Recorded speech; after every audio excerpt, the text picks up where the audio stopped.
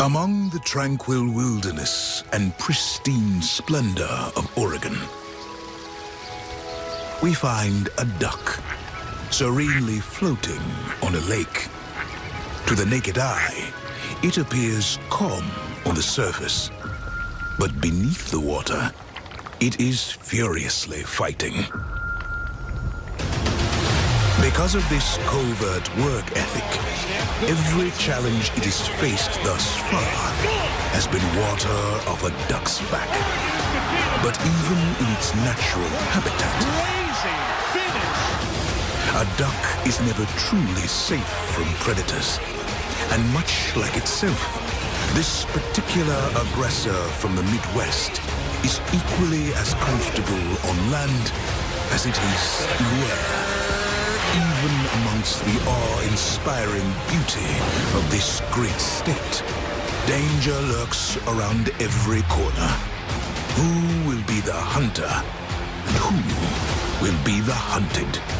It's number 20, Illinois, and number 1, Oregon. The hunter and the hunted. One thing we know, we're right smack in the dab in the middle of duck season in Oregon. A top 20 matchup from Autzen Stadium in Eugene. The Home Depot Big Ten on CBS brings us to the Northwest on a gorgeous late October afternoon. And our matchup, the 20th ranked Fighting Illini of Illinois and the top ranked Oregon Ducks, the number 1 team in the country.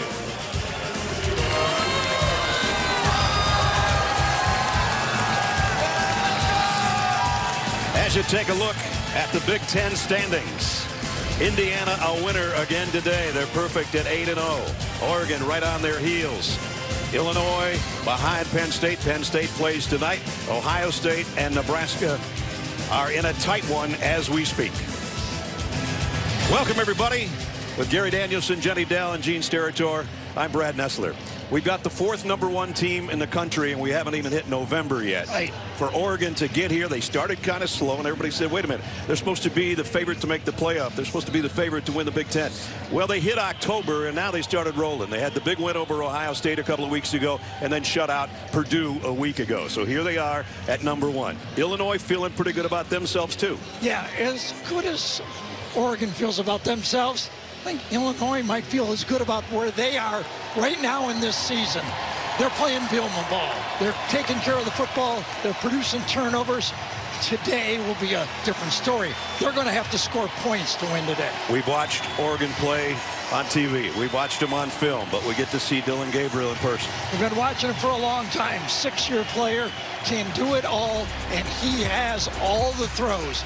Runs the ball. We've been seeing him since he was at UCF, Oklahoma, and now he's got a new team here, 1 in the country, and he's got weapons. Right, Ness? All over the field. Yep, from the backfield to the wide receiver core, including Tez Johnson, one of his favorites, coming in with 57 catches already on the season, and they can light up the scoreboard. Evan Stewart, we saw him at A&M before his transfer, and then Jordan James in the backfield. The guys that need to stop them, the Fighting Illini defense. They stopped Michigan last week. Can they do it again? Well, they'll have to do it differently. I think if they can say, listen, don't get down. They're going to do good things against us. They're going to move the ball. They probably will score. But if you keep handling those yards after the catch, no big runs, and then get a couple turnovers, that will be the story of the game. Well, they had the Defensive Player of the Week last week, and Gabe Akis, who was all over the field.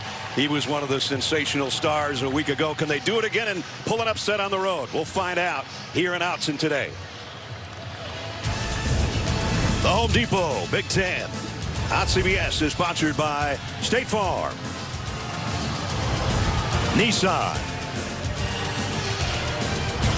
Taco Bell, and by the U.S. Army.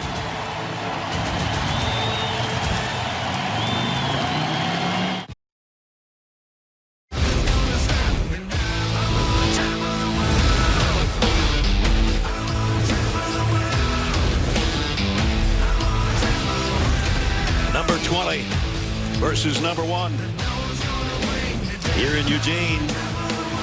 The Duck with his famous entrance and the team will follow. They've won 35 of their last 36 at home.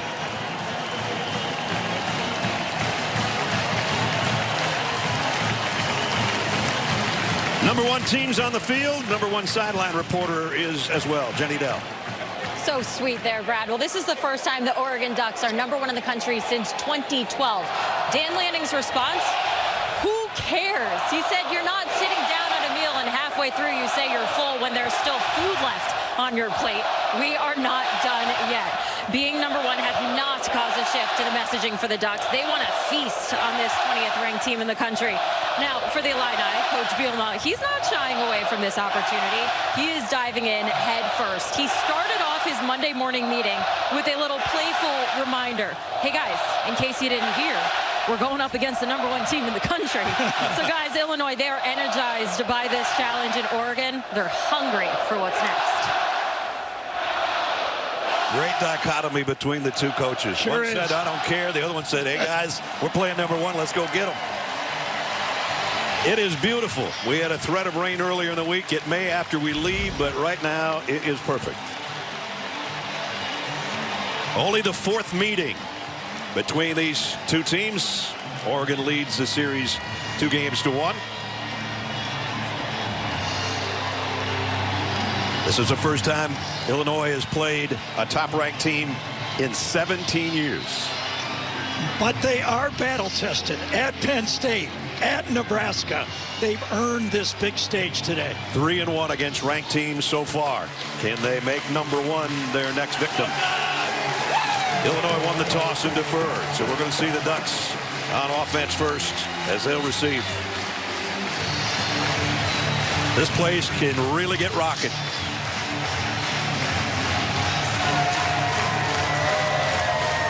Ethan Machowski's got it teed up. Noah Whittington is back deep for Oregon. Here we go. This is returnable. And it will be. Whittington from the 1-yard line. Didn't even get to the 20. Nice coverage there. And so our Wayfair starting lineups brings us Dillon Gabriel. The numbers closing in on 17,000 passing yards in his career. As Gary said, in his 6th year and his 3rd school. And this season leading all of college football, 77% completion percentage.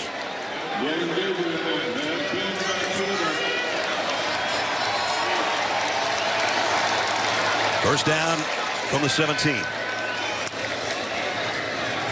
Gabriel wanted to flip it out in the flat and did, but he overshot Tez Johnson. Incomplete. As we take a look at the offense in front of Gabriel. When they moved Iapani Lalaulu to center, it seemed to stabilize that offensive line here. Yeah, Nisham Strother came in at that left guard spot, changed their team. They're not making as many mistakes, not get as many penalties, and of course, hardly any sacks on Gabriel. Kenyon Sadiq is the tight end today with Terrence Ferguson out after emergency appendectomy, and they're going to feature him a little bit today. But first, it's Jordan James spinning his way to only about the 20, and he'll bring up 3rd down against the Illini defense. It looks like this on the defensive front. Gabe Ackus, unbelievable game last week. 13 tackles, 2.5 sacks, and a forced fumble. And Matthew Bailey, likewise, career high in tackles from the secondary and had an interception against Michigan. So 3rd down and 7. Number 2 team in the Big Ten in 3rd down conversions. The Ducks empty backfield, wide receiver screen. Johnson made the catch, made one guy miss, got a first down. That's Sadiq, I beg your pardon, not Johnson. So the guy we were talking about, and they're going to do a lot of different things with him. They are. Terrence Ferguson is their all, well, he was Pac-12, all Pac-12 a year ago, but he's their main tight end. Kenyon Sadiq, number 18, is a great athlete. He's really no drop-off in the passing game. That ball got tipped a little bit and still ends up being a first down. Yeah, Matthew Bailey missed that tackle. Play action. Gabriel comes to his check down, and it's Jordan James, and James has another first down. Watch the veteran play here from Dillon Gabriel. He's looking to his left at the beginning of this play, but he knows where that whole offense is. Left, left, left. Where's my back? Give it to him. And Nobody throws more short passes than Oregon. Right. But they're good at it because that produces yards after catch. What is it, about 6.5 yards a pass play? Yeah, something it's like amazing. Air yards. They had their longest air yards of the year last week against Purdue, a 45-yarder in the first quarter that Evan Stewart caught. And that really puts the pressure on that secondary and those linebackers to tackle these guys. There's the Ducks in the air. That's last in the country as far as air yards. Yeah, but first yards, in a couple other things. Yeah, yards after catch, like you said. Exactly. Gabriel's got 6 passes of over 50 this year after he gets it to those guys at the skill spots. Looking for more. Throws on the run. Throws a strike to James. Picked up maybe 4. And Xavier Scott is the guy that made the stop. Watch Patrick Herbert, the other tight end, get a pick on the play right here. Watch him. He knows this is going all the way to Jordan James. He's going to help out by getting a pick on the play. He goes in and blocks.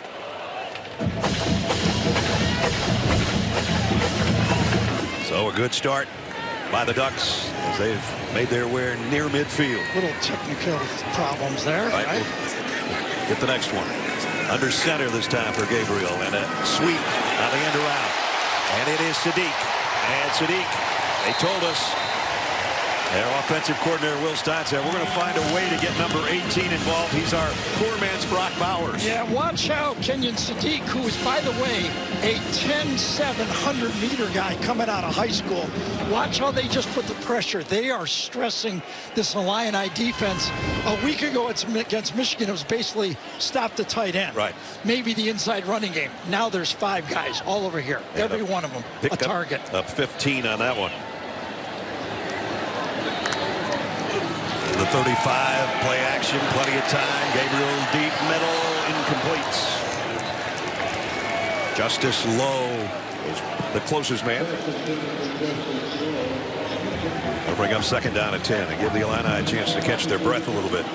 And as good Gabe Atkins was a week ago, the quickness at the way Oregon throws that ball, tough to get pressure on him. 2nd down from the 35. James trying to take it outside, now back inside for about 4 more. That'll bring up 3rd down again. There we go. The last one they got it and picked it up. 3rd down defense. You even wonder at this point whether Oregon will think with this call whether they're even going to go for it on 4th down.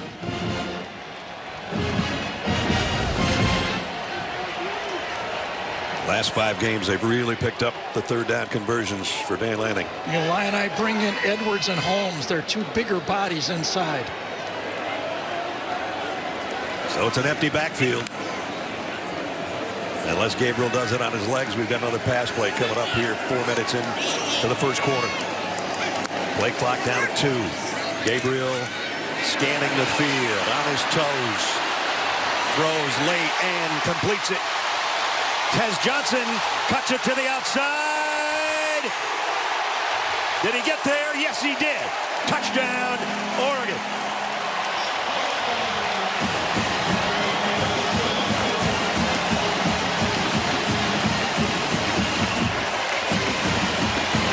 "31 yards. He hit the pylon. Let's go back and take another look at the very end. Got it in his left hand. He touches it. He's touchdown. in. Yep. We saw in this play all the time that Dillon had on that throw. There was a reason. AT&T pylon cam will give you the shot of Tez coming right in your face. Aaron Henry, defensive coordinator for the Illini, only rushed 3. And I'm sure he wished he had. In for the point after, Atticus Sappington.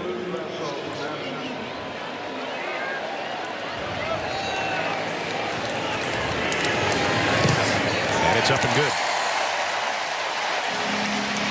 So on a 3rd and 6, a 31-yard touchdown. Yeah, it's all looked here for the Illini. Look, they got 6 people up there right there, but they only rushed 3. They dropped just 3 guys, 1 1,000. 1005 there. Oh boy, too much time. That Illini defense can't hold up, and the athletes puts it into the end zone. Tez Johnson in the end zone for the 8th time this year to cap an opening 83-yard touchdown drive for the Ducks.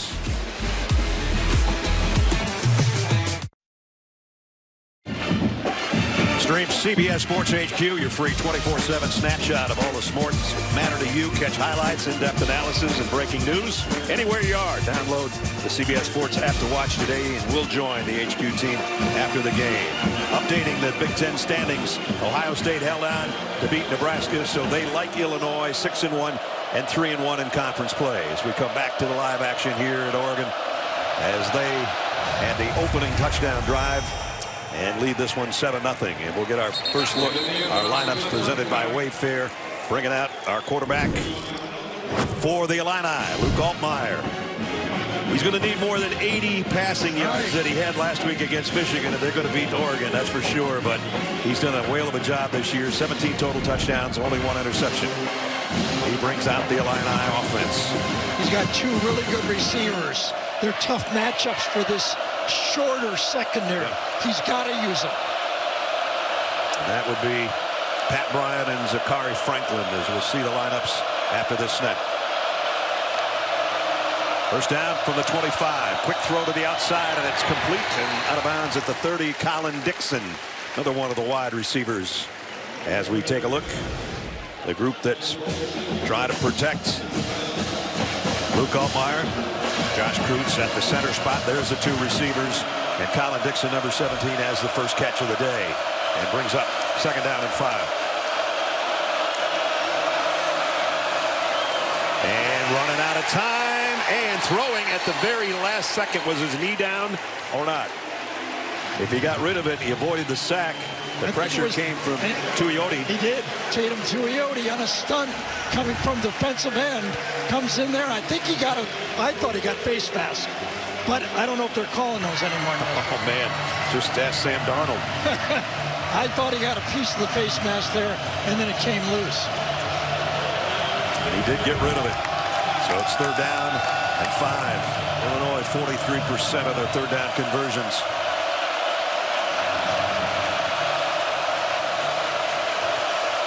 Third down at 15, beg your pardon. Yeah, I thought they called the sack on the play. Yeah, they did. And the play clock is done as well. I think even Illinois and Barry Lunny, their play caller, was confused on the call. They thought it was an incomplete pass, and they send the play in, and it's 3rd and 15, and they did not have the right group or the right play called. They're going to look at this whole sequence here, I think. There is no foul on the play. We'll reset the play clock to 25. The clock will start on my signal.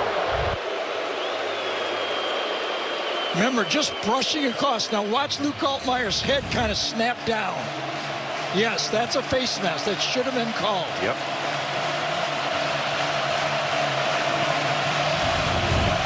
And kind of a strange sequence, and not what the Illini needed. A 3rd down at 15 against this team and this crowd.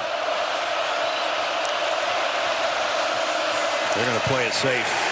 No gain. It's 4th down. They'll have to kick. Derek Harmon made the tackle. Was big Derek Harmon, transferred from Michigan State. He has been a really tough handle for anybody this year. Actually, really, nobody really attacks him. Got a little bit of a block from Tanner Arkin, but really a bad scheme for the Illini on 3rd and very long. Tez Johnson, who has the touchdown reception, back in punt return formation from Hugh Robertson.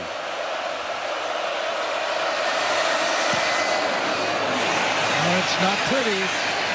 See what kind of roll it gets. That's going to help a little bit.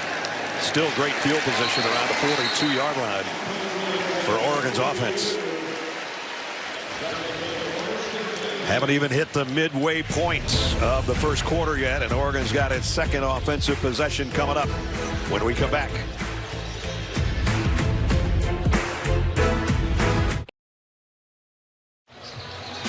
Great line of Oregon quarterbacks over the years, Dillon Gabriel being the most recent. Norm Van Brocklin, Dan Fouts, You go through the list. Joey Harrington, Dennis Dixon, Marcus Mariota, who won a Heisman here, Justin Herbert, Bo Nix, most recently. 3 of those guys starting in the NFL tomorrow. Dillon Gabriel, the latest in the long line. And send a little hello out to Fauci, by the way. Had knee replacement surgery this week. So my man, everybody in this booth loves that guy. Exactly. And all the guys in the truck as well. Fauci, hope the knee gets better soon. I got to compete against him in the NFL. That was not fun. I love one of your lines about when you were playing them and you said, yeah guys, but they got fouls. The greatest line you ever had. First down. Jordan James, and the pile is moving in the right direction for Oregon. Let's check in with Jenny. Well, thinking about Fouts and Brad, that was quite the impressive list of quarterbacks. Another impressive list, the name of your cats. I have to share this with the world. All named after Hall of Famers. We had Butkus, Winslow, Elway, Renfro, and of course the Oregon great Norm Van Brocklin. So many legends there, treated like kings and queens in the Nestler household. Yeah. A tradition with your daughter Reese. We love it. I hope Van Brocklin's not taking a nap today and that he actually heard that. But this is usually his. There he is. Vanny P. Oh boy, that's funny. Yep. We were ready for you. They were. He and Lavelli are probably taking a nap right now and not paying attention to Dad. Seems like, I hate to always start this way. You're in the first quarter and you go, this is a big drive, but it feels like a big drive. Yes. Especially after the opener went 83 yards and it was just like cutting through butter. 3rd down and 2, and they got the 2, got an extra 1. James on the carry. Akis brought him down, but not before he got the first down. And so what I'm really looking at in this game is that Illinois secondary tackling. So far, Oregon has 61 yards passing, but I bet 40 of the 61 yards are yards after catch already. And it's only going to grow if they don't get that man-to-man defense closer to these receivers. And I think we've seen about the end of the 3-man rush.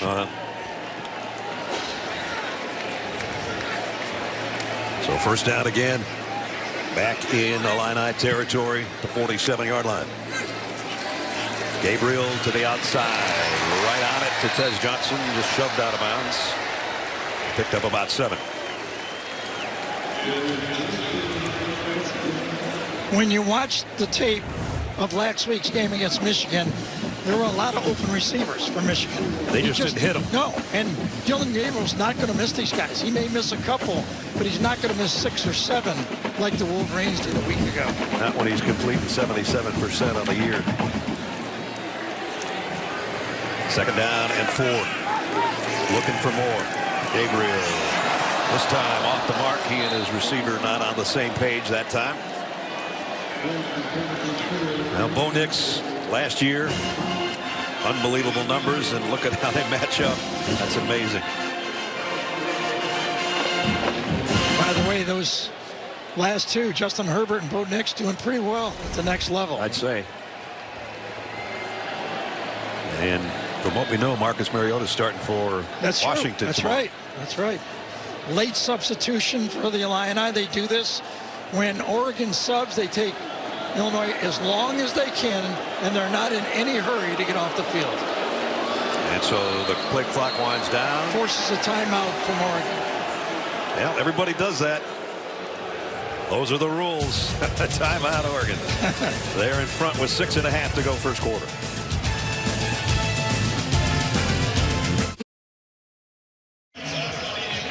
Back 7-0 Oregon. Let's take you back to the play that was a little confusing to me anyway. Sure was. I think they missed a face mask, and then Luke was never down.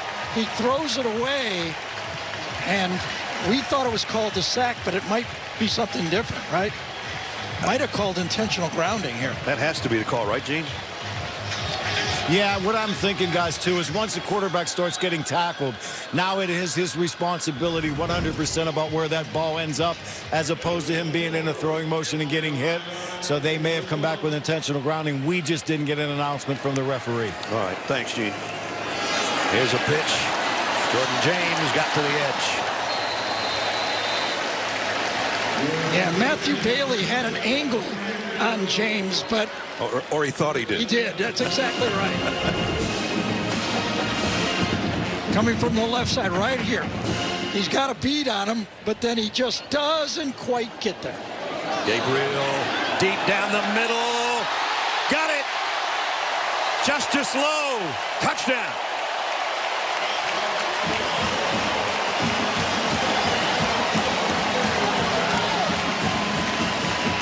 Dillon Gabriel does a great job of holding that very deep safety and not leading his receiver into the safety area. Not only does he throw a good pass, gets beat inside. Watch this. That's the big mistake. But he does not lead Joe Love, into the safety. And that's what made the good throw. And now Oregon going for 2. Oh, no, they're not. They just shift back to their kicker. Well, that was close. I think his body, though, his knee hit the line. I think his body was over the line. I think so, too. I think the football was over the line when his shin came down. Sappington's extra point is good. So 2 touchdown passes for Dillon Gabriel already. When you're a 6-year quarterback, you know how to hold those safeties when you throw over the middle. One more look. The official's right there looking at it. He's got his eyes completely on it, making that call, and Dillon Gabriel says, yes. 17th touchdown pass of the year for Gabriel.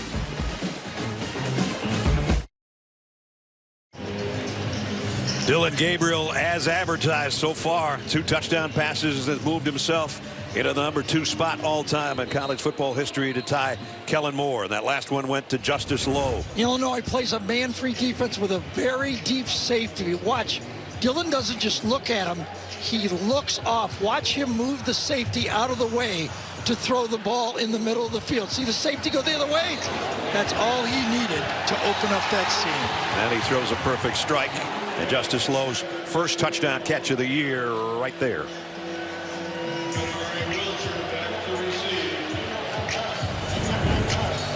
Now Illinois got some work to do. Down 2 touchdowns already.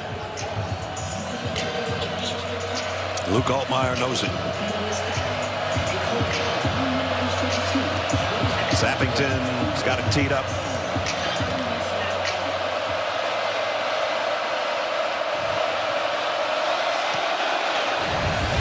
Denari Wilcher will watch this one go out of the end zone. CBS tomorrow. Coulter Shaw takes a case with an old frenemy. Sophia Pernis guest stars in a new episode of Tracker tomorrow on CBS after 60 minutes and streaming on Paramount Plus.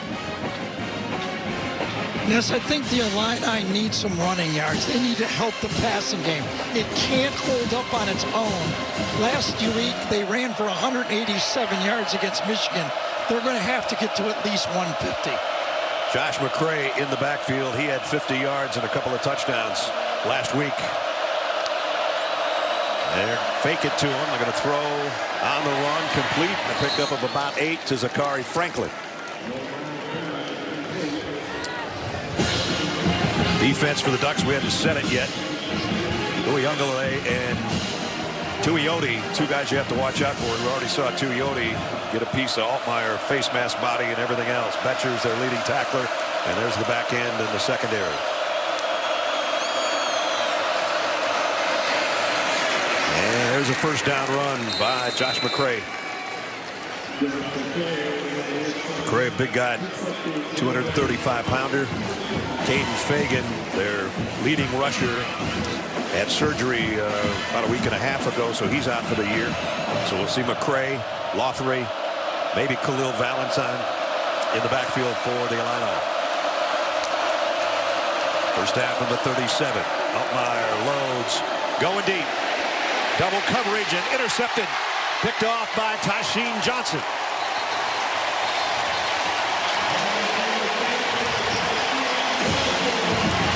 Only 1 interception this year for Altmaier. Number 2 is costly. Johnson does a great job of coming off of his mind, and he fooled the quarterback on the play. He's got coverage over here, but watch, after he sees his receiver start to cross the field, watch him double back and end up making the play. Luke Leach's got a free safety, but he comes back out and makes the play. Zachary Franklin was the intended receiver, and Tysheem Johnson, the guy that easily caught it for his second pick of the year. He fooled him. And Brett Bielema was going, that is not the way we wanted to start this game. So now at the 14-yard line, back on the field, the high-powered Ducks offense. Whittington, big collision at the 20-yard line with Caleb Patterson. Man, when you watch the game tape, you see Noah Whittington really coming on right now. He's injured a year ago. He's got his speed back. He just has a kind of a different gear right now.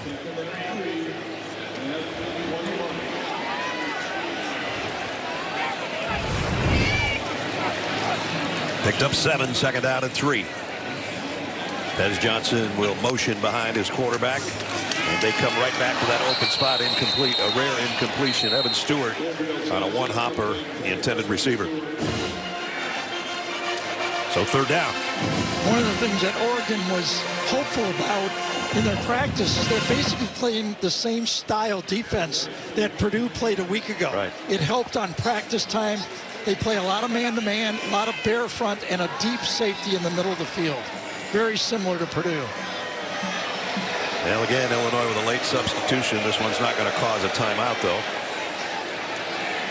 And it's third down and 3. Gabriel taking his time. Clock is winding down now. Might have to hustle here. And a direct snap to Jordan James, and he didn't get there. Going to be about a half-yard shy, I think. This was the stop this Illinois defense needed. Get back in the game. Oregon went with a kind of a trick play, took the ball out of the quarterback's hands. I'm surprised. I am too. And that's fourth down and 1. I think that was just a little too cute that time. I knew you were going to say that. Just got that, you know, when you got a quarterback like Dylan Gabriel that misses that second down throw, I give the ball right back to him. I hear you. Ross James to punt.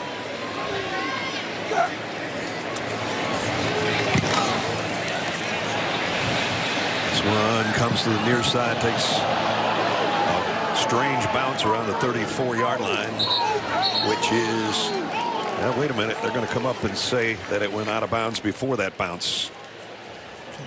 So the Illini have it back. NFL Today, JB and the guys start things off noon tomorrow on CBS. Great doubleheader for you.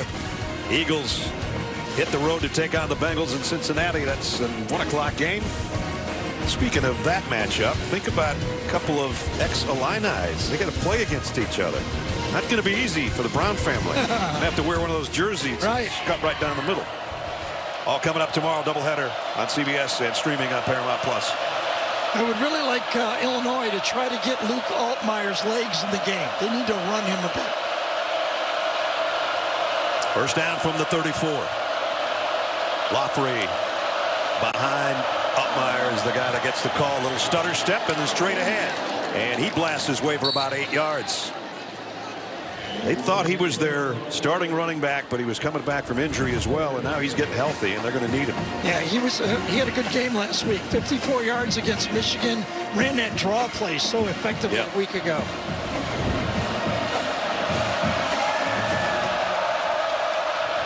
The 3-minute mark, first quarter, 14-0. Ducks. Second down and a yard and a half here for the Illini. Loughery cuts back. Nice run, got away. The 40, down the sideline, all the way to the 25-yard line. I think we got a flag. I think Zachary Franklin's going to get called for holding on the play. That spoils a big gainer for Illinois. Zachari's the one that looks dejected, so you're probably right, Gary. There is no foul on play. The block in question was legal. First down, Illinois. So they threw the flag and picked it up. Yep. Zachary Franklin and Gary Danielson were confused on that play. 34-yard pickup for Loughery. No, that's a penalty. I pushed him from behind. Yep. Jeez. Well, Illinois will take it. The fans don't like it. Gary doesn't like it. Pretty sure Gene Steratar's not going to like it. Let's see if he's confused. Well, we'll wait for this play. Career-long run for Loeffler either way. Now they go to Lil Valentine for about 3, and Gene's going to join us on this play as we go back. One more play. Yeah, guys, I was looking at the one hand to see if it was enough on the side, but to me, I think Zakhari Franklin is really pushing with force from the back to the back, and I think a block in the back is the right call. Don't think it was a hold. Think it was a block in the back. All right, Gene, thanks. 2nd down and 8. Illinois has got something working, be it by penalty or not. They're at the 20-yard line.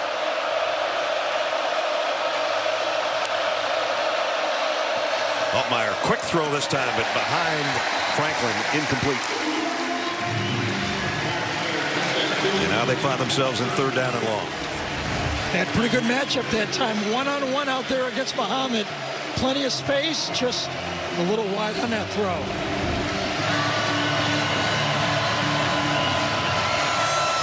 Crowd getting loud on 3rd down and 8.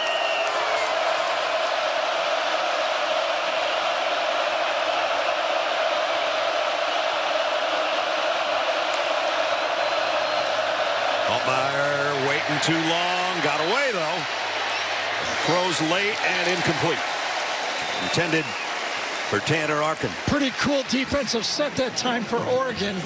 Came in with a kind of a blitz look, but they bailed out like opposite on the play. And that was a tough read for a quarterback to see that. Watch the linebackers go across the field to get into the quarterback's eyes. Comes from the right side and goes all the way to the left side to get into the zone. Nice job with that defensive zone look. Illini trying to get something out of this to bring out David Olano. He's 12 out of 15 on the year. This will be a 38-yard attempt. Olano's kick is up and good. So they got the long run, whether there was a penalty involved or not, by Loeffler, and they settled for 3. 14-3, Oregon at top.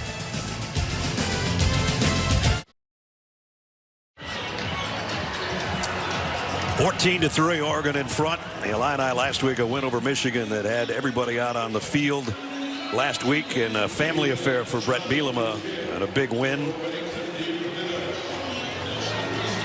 He was talking with us about it yesterday. 1-5 against a ranked team. He pulled one off against Ohio State when he was a head man at Wisconsin in 2010. Kind of been his whole career. Defensive coordinator at Kansas State, as a player, as a walk-on, being the underdog. Ended up being the captain at Iowa as a walk-on. This one goes out of bounds. It's going to give the Ducks great field position here. And what we were talking about last week, Briella and Brexley were with Dad and Jenny after the game was over. Jenny? Yeah, Coach said Brexley was high-fiving everyone like a seasoned NFL vet as the family made their way to the West Tower of Memorial Stadium. Guys, Bielema said Jen, his wife, is coaching up the daughters on their on-camera presence. Apparently they don't smile enough, she said. So cute. Thank God those two look like Jen. Oh, boy. First down, Ducks. Dylan Gabriel's been almost perfect. They mixed it up with a run and pass. He's thrown 2 touchdown passes already. From the 35. Whoa. Throwback screen. What a catch by Johnson. Tez Johnson's got a convoy. Knocked out of bounds by his own guy. I don't even know how he caught it, first of all. I thought Xavier Scott was going to intercept that and take it for a pick 6. Another one of those kind of weird plays, roll one way and throw back, and that was close. Pick up of 19. Gabriel again. Too much time to throw. Running out of time, and they finally got to him. Took forever, but it's Akis again, who had 2.5 sacks last week. He's got one today. How about how close this one prior was to an interception? This one's going to roll to his left and then throw back and then, oh, jeez, like about 6 inches. And I thought like Tez Johnson was going to go all the way on the play. We saw Norm Van Brocklin earlier, and there's the jump pass. Exactly. Had to jump just to get it over the rush.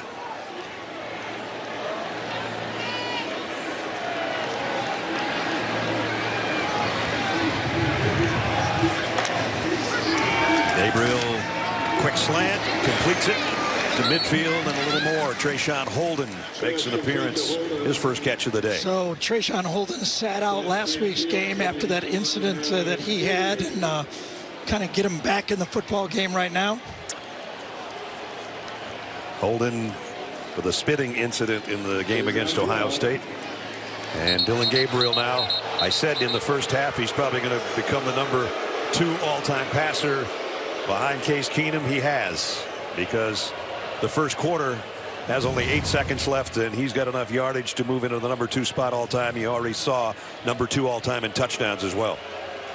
Gabe Akis is a guy that's slow to get up for Illinois, and the crowd booing, thinking that the Illini are just trying to slow down the Duck offense.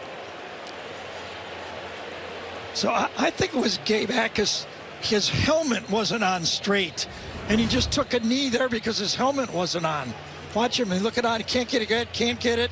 And then he looks to the sidelines and goes, "All right, I'm going to take a knee." I need an equipment guy. Yes, I need. My teammate's trying to help me, but I need an equipment guy. Right. I'm not hurt, but I could get hurt if this helmet's not on straight. That's right. First quarter comes to a close. Well, it's almost Halloween. We got a few dressed up like ducks today.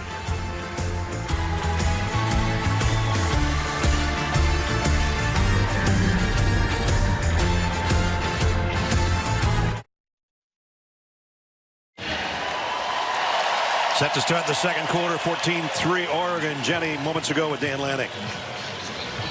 Gabriel picking up that's allowing him to run this offense so effectively. Yeah, I think he's just recognizing what they're in. They're doing a good job of changing up some coverages on us and giving us different looks, and he's being patient and taking advantage of it. You won the first quarter. How do you win the next 3? Yeah, focus on the next one. The next one's the most important one. Thank you, Coach. Appreciate it. Starting the second quarter with a big play, 3rd down and 12. Yeah, the Illini, I love this 5-man look up front there with 5 guys potential rushing. They do it a lot. They bring all 5.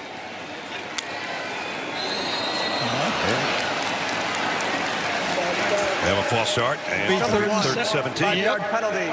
Remains 3rd down. So, you know, this Illinois got punched. They got knocked down first round, right? Yeah. Now you got to survive. They're in survival mode. They got 3 points on the board. Now they got 3rd and long. If they can get the ball back, put some more points on the board, they could survive this 14-point start. Can they stop a 3rd down and 17? 3 wideouts to the top of your screen now. One comes back in motion. Gabriel goes that way. Wideout screen, and not going to get there, but close is Kenyon Sadiq. Yeah, and I'd be surprised if they don't go for it. Yeah. When you've got your #2 tight end that can make these type of plays, 2 big offensive linemen out in front on that play, for Oregon on the play, get out in the secondary, and Sadiq's right behind him.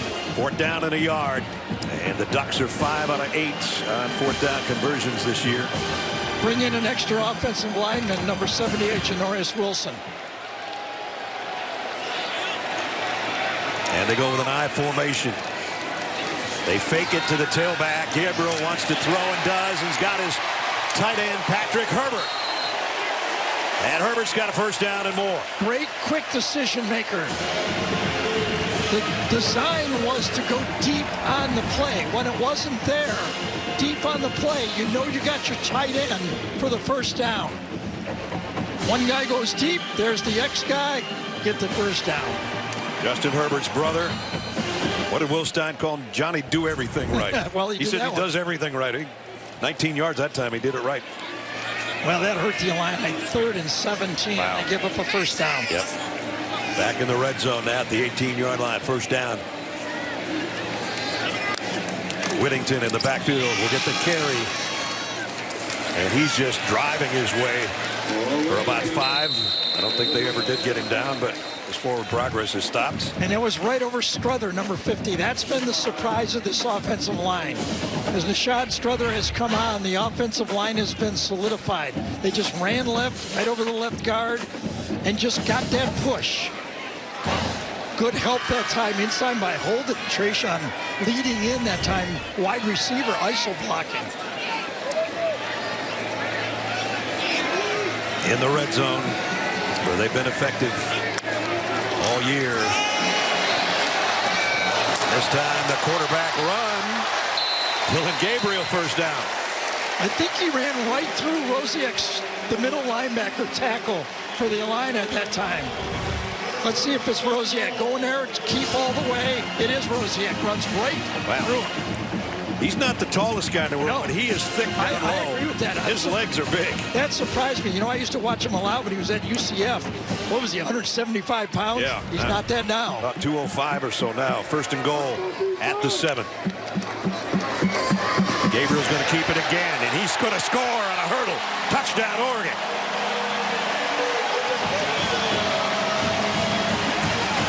First he did it with his arm twice. Now he's done it with his legs from 7 yards out.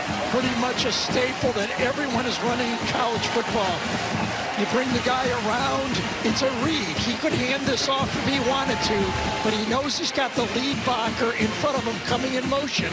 If he wants to keep it, just one step inside by Alex Bryant, number 3, and he's around the edge. Andrew Boyle will come in for the point after this time. Luxury of being able to use 2 kickers here in the first half for Oregon. And that one just inside the left upright. Yeah, here's the one. You've got, 3rd and 12, then it's 3rd and 17. They run a pretty simple play. Good blocking again by Trayshawn Holden on the outside. And that really led to this touchdown.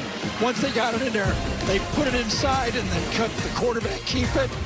21-3.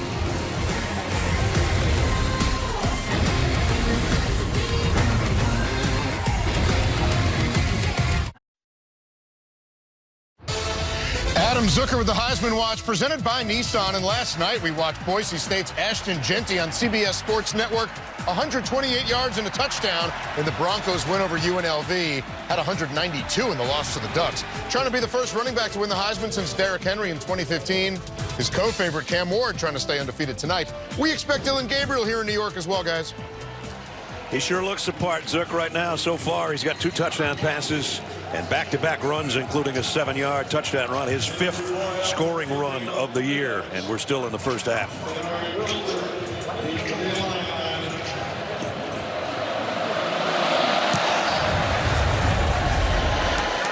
And the kick will bring it out to the 25. A lot of pressure when you're playing number 1. First time in 17 years the Illini played a number 1 team. Yeah, and when they did it before, Isaiah Williams, and I think you were at this game, weren't you? Yeah, Juice throwing touchdown passes. He was 12 for 22, throwing the ball for 144 touchdown passes, but he also rushed for 70 yards.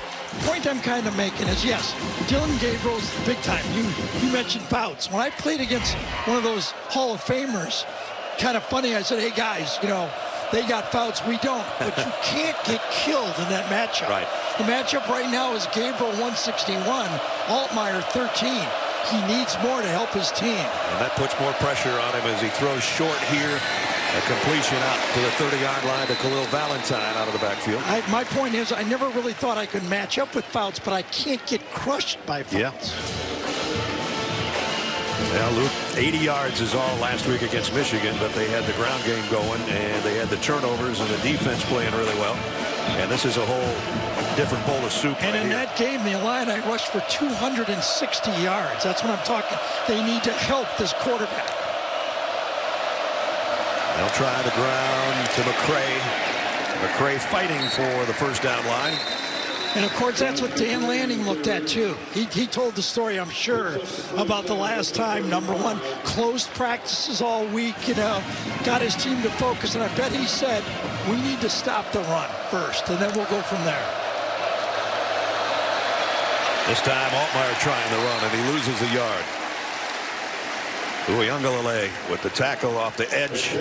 So if you look at that rushing a week ago against Michigan, they rushed for 187, but 48 of it was by Altmaier in the game. So he's a key guy in running the ball.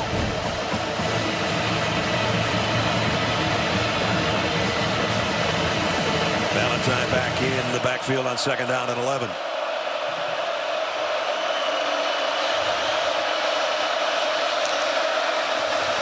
Altmaier lofts one.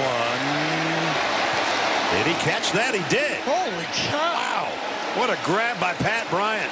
They say Pat Bryant on those one-on-ones. It's not 50-50 balls. The Illinois said, wow, he handled this ball, and it was tipped with great coverage by Nico Reed that time. Oh, I don't know. And Illinois trying to go, but they stopped play. It would have been a 24-yard pickup, I don't think. Yeah, good job by the replay official. He went as long as he could, and then he buzzed down. The play is under further review. Mike Conlon's our replay official. Gene is along with us. Gene, what do you got? Yeah, what a great attempt by Bryant here. I think the ball does help him finish the catch there. Not secure enough when the ball comes to the ground as he's trying to possess it. Really great angle here. You see that hand, and right about here, guys, when that football hits that ground at that point, I think they're going to rule this one incomplete on that little bounce before he hits the ground. And Gene, one more point about the replay official. He did it perfectly. He waited until the last second, but he did not allow the Illini to go fast and take him out of the game. Exactly, Gary. Exactly. Mark Klodzinski is our referee. He's under the hood. I already mentioned who our replay official is. And Julius Levis is our communicator. So those are the three guys that are talking it over. It was called a completion for a first down. Would have been a pickup at 24.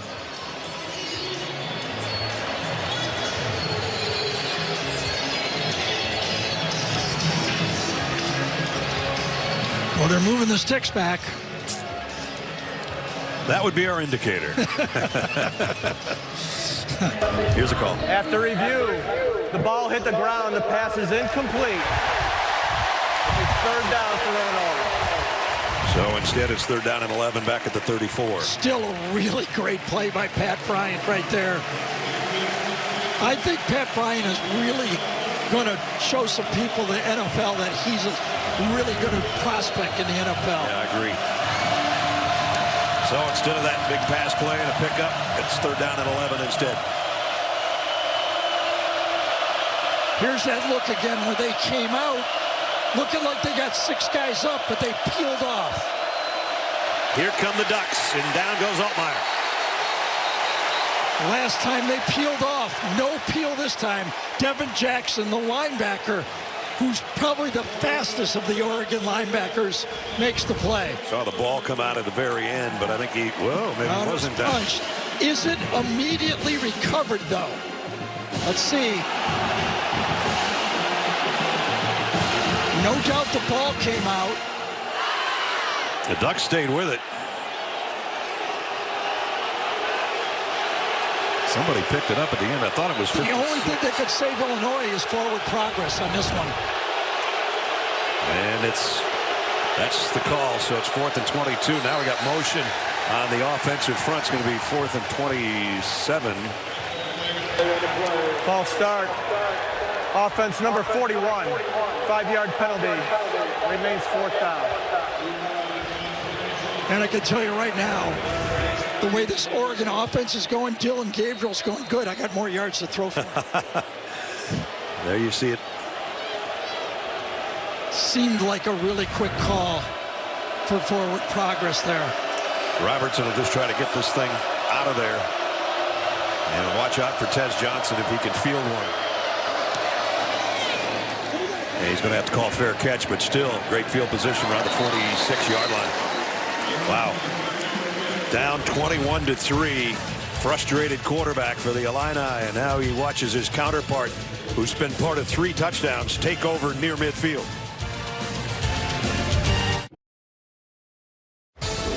Adam Zucker with a Jeep update. BYU 7-0 for the 5th time ever.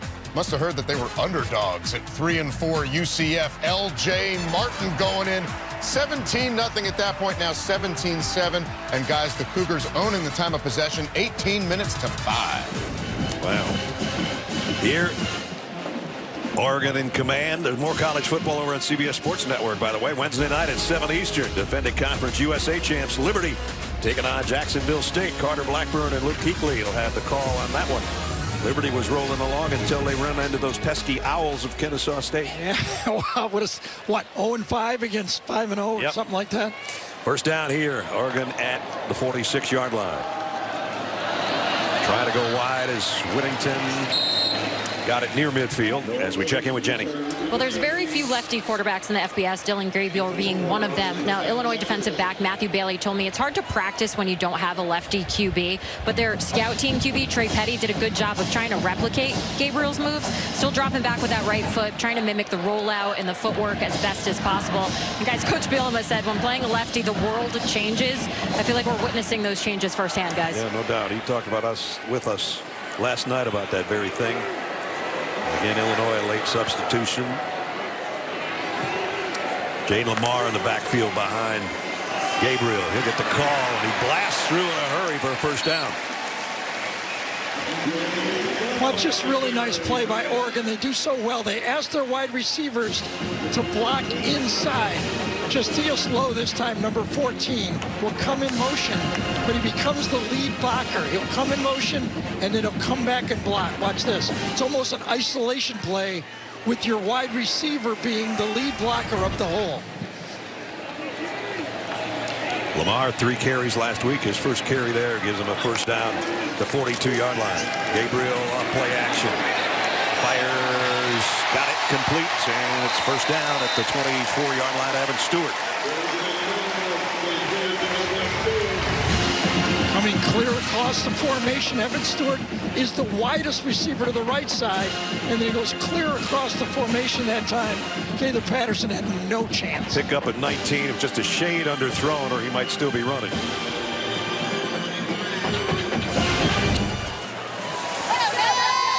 Even with that, they've worked it down to the 23-yard line. At the midway point, second quarter. End around coming. Trayshawn Holden. Nice open field tackle. Absolutely. Caleb Patterson put him down. That's the type of tackling in the secondary that the Illinois team needs. They're going to get you in space. That's the whole offense. You have to be able to run and tackle in space, and that's exactly how it's done.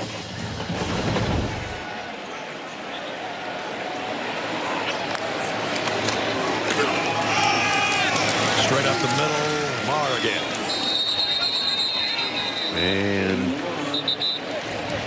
Dillon Gabriel talking about his march up the all-time passing list.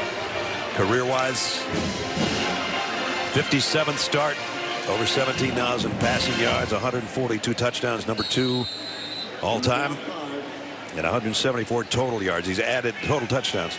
Added to that today with his 7-yard touchdown run early this quarter. You know, when we were talking to him, I really admired the way he talked about Marcus Mariota. Yeah. One of the best people in the NFL, great person, and he goes, that's the type of person I want to be. Marcus voiced a nice feature on him in our pregame show today. He asked Marcus for permission to wear that number 8, and he said they text pretty often. Advice on a lot of things, including another touchdown by your tailback. Noah Whittington just ran over everybody on a 3rd down for the touchdown. Kenyon Sadiq, the tight end, comes in motion and gets the key block. Good job up front by Cornelius and Harper, but the key block is by the tight end or H-back, whatever you want to call it, comes across and gets the block to spring him. The guy that you said has been coming on week in and week out, Whittington, man, he just burrowed his way in for the end zone for an 18-yard touchdown. Yeah. Offensive coordinator Will Stein right now is just picking out any play on his sheet. Yeah. It's working. Atticus Sappington in for the point after. Up and good.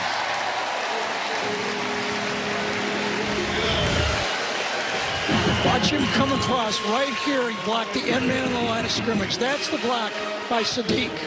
Goes in motion, and watch him kick out the defensive end. Beautiful job. Oh. Collision at the 1-yard line. That was good Scott. too, wasn't it? Yeah. Miles Scott's going to feel that one tomorrow. Holy cow. 54-yard drive in just 6 plays, and this guy blasts his way to the end zone.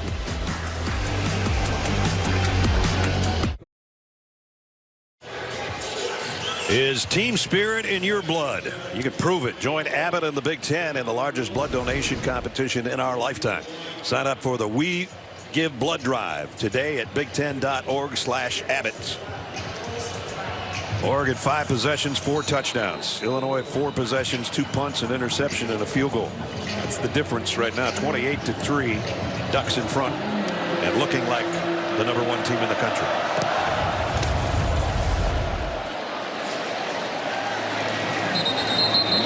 .609 remaining in the first half.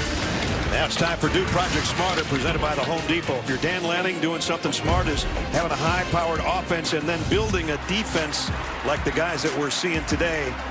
And there's been some big plays.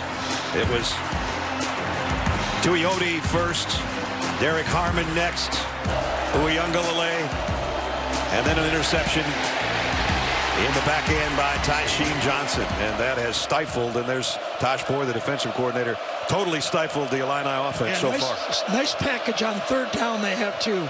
Really difficult to pick up all those guys. Lafrey only got about 2.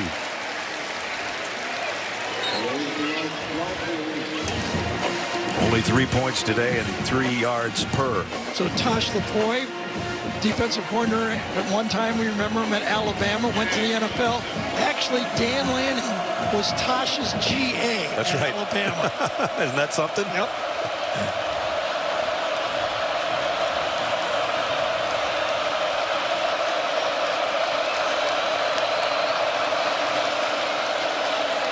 Throws complete. Zachary Franklin's got a first down and almost had his head taken off at the end of the play.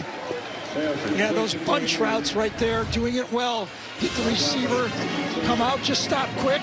Good pitch and catch. Kobe Savage with a Savage put down right there, but it's first down.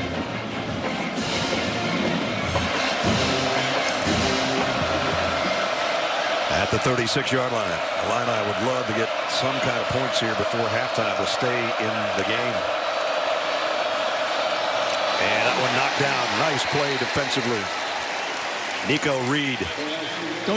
You get the feeling now that those defensive backs with that pass rush are squatting. I mean, especially Reed. He's just the transfer from Colorado, just going, I'm going to get one of these. I'm going to get one of these. One more stop route like that, I'm going to be in the way of this one. You said the transfer from Colorado. You look at that defense for the Ducks, and there's a whole bunch of guys that played somewhere else. All 5 secondary players, all 5 of their first group are transfers.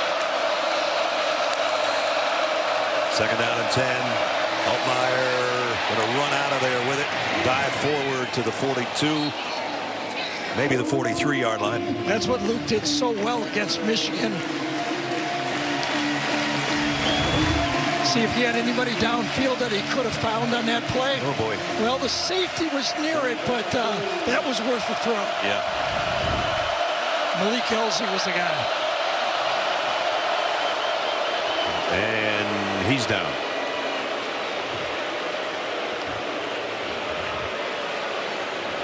I didn't see what happened. We saw him raise his hand.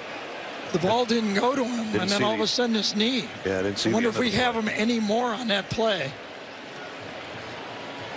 Working on his left leg. Knee or lower leg.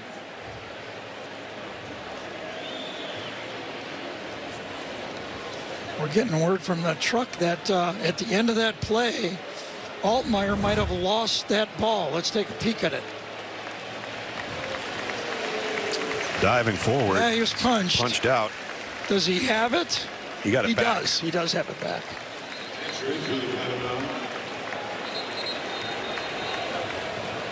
It's going to be 3rd down and 3 at the 43. And Illinois has not converted a 3rd down yet today. So that might be the end of Elzy's day. We'll wait and see. So it's going to be McCray in the backfield with Altmaier, looking to pick up their first 3rd down conversion. They do not want to give it back to the Oregon offense, I guarantee you that. Need to get to the 46. Going to be an end around, and they've got the first down, and it's Hank Beatty, their punt returner and wide receiver, who picks it up. Nice design here.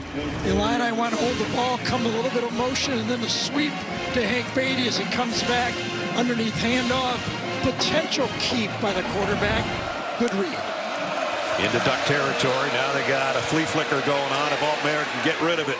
Down the sideline, way too far out of bounds to the Oregon trying to get it to his tight end, Tanner Arkin. Really nice discipline by Jeffrey Bassa that time, the inside linebacker, sticking with his man, the tight end. When a tight end's going to come across, that's who's running the wheel on the play. And Bassa, number 2, stays with his guy, nowhere to go. Tanner Arkin had the fake punt last week for a big run, and he had a touchdown catch, number 85. So that's one of those schemes. You're looking for a big play, and that Oregon defense, disciplined, makes the job done. Josh McCray ran through the first guy. Going to bring up 3rd down as Betcher made the stop. Watch Amari Washington, number 52, probably their most explosive player. Just blows this thing up before it gets started. Takes on the blockers. Penetration, yes. Takes away the extra blocker, J.C. Davis. Great penetration inside. Betcher, the leading tackler on the Ducks team, made the stop and forces a 3rd down and 7. Toss, Loughery trying to get to the edge. Nothing doing. Lost a yard, maybe more. Nico Reed, another nice play defensively. Yeah, Tanner Arkin was the guy who was assigned to block. But that time, just a little bit too much quickness for Tanner Arkin to handle. Going to the outside. Watch number 85. He'll be on the right side of your screen as he goes in motion. He's the guy that's got the end man right there. Beats him inside. Clean. If it wasn't such a long 4th down, maybe Brett Bielema would think about trying to keep the football here on 4th, but it's 4th and 8. Yeah, you got to punt it. Yeah. So Robertson, and on the other end, Tez Johnson. I know one thing. I'd take a delay a game before I punt it, though. I'd be in no hurry to give that ball back. Tez Johnson waiting on the fair catch around the 10-yard line, bobbled it a little bit. And Oregon's got it back with all their timeouts. The 2-minute timeout coming up and 2:32 to play with as we take a look at the Discover Conference update. Indiana 8-0, 5-0 in conference play. Oregon can match them with a win today. Penn State plays tonight. And then it's Illinois. Ohio State survived today against Nebraska. And the rest of the league, the Big Ten, looks like that.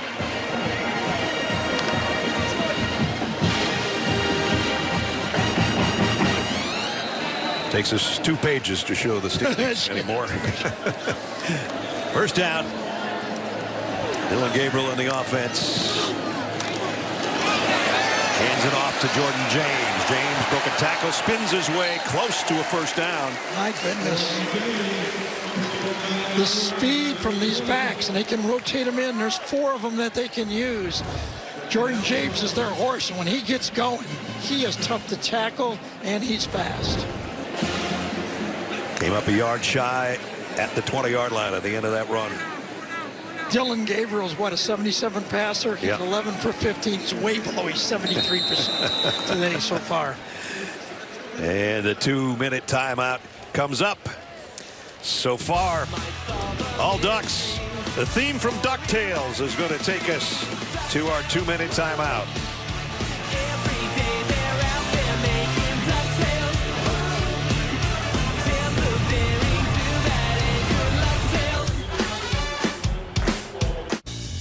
Adam Zucker in New York. Coming up on the Geico Halftime Report, we'll get you caught up on the best of today's action, like Texas. After losing to Georgia, they go to Vandy, which is no longer a get-right game.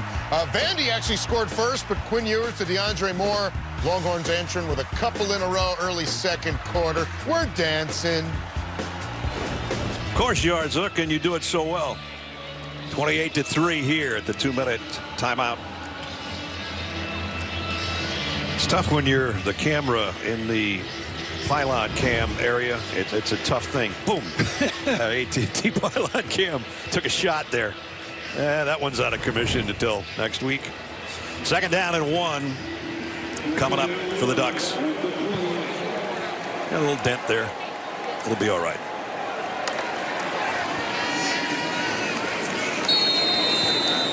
.3 yards per play, more than twice what the Illini have been able to muster. Jordan James, little stop, stutter, and first down. Good job that time by James Kreutz inside, not giving up any space. Got the first down, but no big play. Cruz Daddy Olin, I saw, is on the list of possible Hall of Famers. He did his games in the day, right?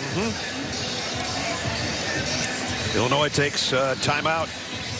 1:54 till halftime.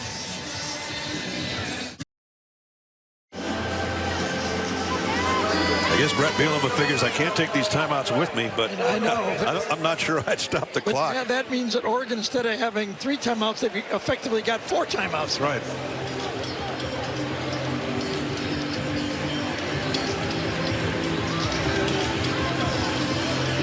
Dan Lanning, his 3rd year, 29-5 so far. 16-1 at Outson. Now they gave the timeout back. Oh, so now it was Oregon. Oh, it was Oregon's timeout. Oh, jeez. We were surprised by the timeout call. Now we're back on Brett's side. That's right. Gabriel finally had some pressure, but he got it to Tez Johnson all the way out to the 46-yard line. That's the first time it looked like that was going to cave in and get to him. They did have 1 sack earlier. He's kind of rubbing his arm for a reason. This is some throw. If you want to know if you got arm strength, watch how he lets this ball go just as he gets hit here.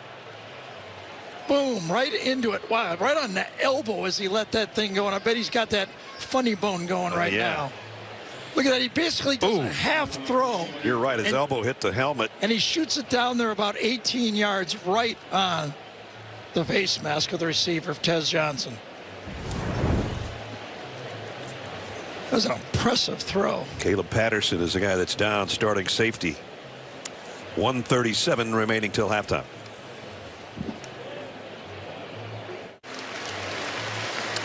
Patterson was the guy trying to make the tackle on Tez Johnson. That just got tangled up at the end of the play. Actually was okay at the end. Johnson's already down. I think he kind of spins. Watch, he's up in the air here. And then as he lands, does he roll him? Oh, what? Not really.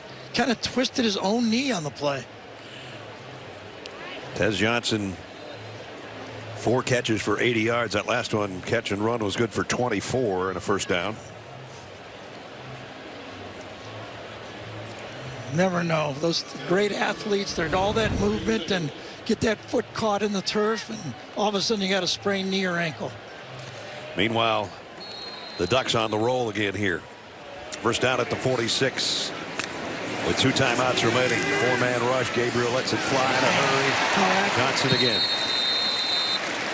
Well, again, you know, a week ago there were receivers open, couldn't hit them. Well, we knew it would be different today. Second down, late throw, still a completion and first down inside the 40, still on his feet. Whittington. Wow, what a nice catch by Whittington. Those short throws, you do not have a lot of time to react. And Whittington spins and makes the catch. Watch this, quick, got it, and then he ducks the tackle and gets more positive yards. His 13th catch of the year and good for 18 more yards. He had the touchdown run where he ran over everybody, and now out of the backfield, looking impressive. Fake snap, look over to the offensive coordinator, Will Stein. What do you got for me, Coach? From the 30-yard line, you saw the numbers. Over 200 yards and 2 touchdowns already. Dylan Gabriel looking for more. Far side throw is on the money. And it's complete to Justice Lowe. And they're down to the 12 with a minute to go in the half. I tell you, great job by Lowe coming back to that football. That ball was a little dangerous. A play could have made, but he comes back, gets it. You know, Will Stein was raving about Lowe. He said he's a really, really good football player. Got 3 guys in front of him, but he said he is going to be a great one. Great route runner. He's got a touchdown catch already in this game. His first of the year. Timeout. Illinois. They're first of the half. Illinois, timeout here.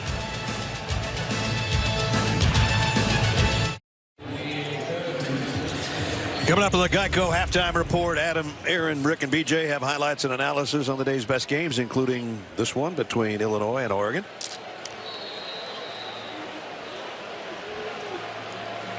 Now the question is, can Illinois keep this guy and his offensive teammates out of the end zone again before the break?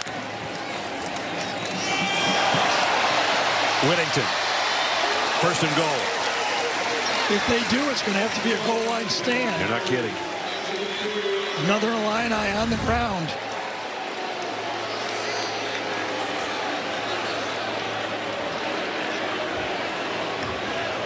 I think it's going to be Tyler Strain, the guy that strained to make that tackle, put his arm out there, and I think his shoulder. Yeah, reaching out on the play. Remember, this Illinois team has a big game next week. Let's suppose they lose this game. All right, that means they lose to 2 teams in the top 3 in the country. Right. At Penn State, at Oregon. Next week they play Minnesota. That's the game they got to win. Yeah. And they got already 3 players hurt in this football game.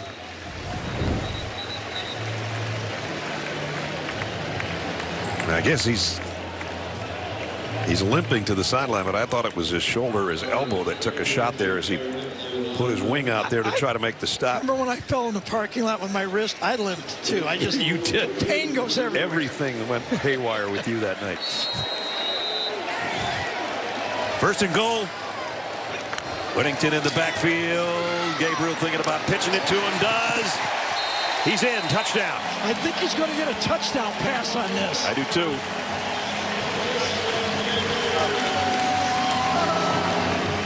Love those 1.5 throws. Backhand for the stats. They want to go option play. It's not there. They buy more time, and then it's a forward pitch. And he flipped it with his right hand. Yep. That way it was almost close enough to a lateral, but he couldn't do it. So now you can say he threw a touchdown pass to Whittington with his other hand. 6 possessions, Oregon, 5 touchdowns. Savington in for the point after. Up and good. Well, another long drive. They started this at the 11-yard line. 89 yards in 8 plays, a little over 2 minutes. And our pylon cam shows you that he was in touchdown, Oregon, 35-3.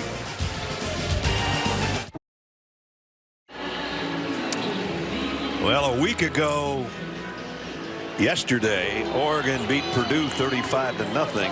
We're not quite to halftime, and they are up on Illinois 35-3. Talked about the possessions, 6 of them. Touchdown, touchdown, 1 punt, and then 3 more touchdowns. And everybody's getting in the act. Johnson and Gabriel and Justice and Whittington. Right now, a lot of Oregon fans that lived in the Pac-12 is going, this Big Ten's not that bad. We're doing all right. Yes, they are. And Illinois has 2 timeouts and 29 seconds to work with from their own 25-yard line. It's been #1 roulette this season. Georgia started things off, but lasted 3 weeks. And Texas, weeks 4 and 5 were in there. And then it was Alabama's turn to be #1. And then we crank it up again. And it was Texas back for a couple of weeks.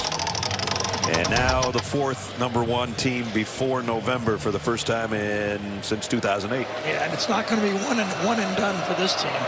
Yeah, they lost their first game against Stanford when they were #1 12 years ago, the Chip Kelly years. But there would have to be an earthquake out here or something for them to not win this one. Josh McCray on the carry. And that should probably take us to the locker room. Illinois will get the second half kickoff. And they've got a lot of talking to do about finding a way to get some offense going and defense as well, for that matter. They can't stop the Ducks, and they're not scoring themselves.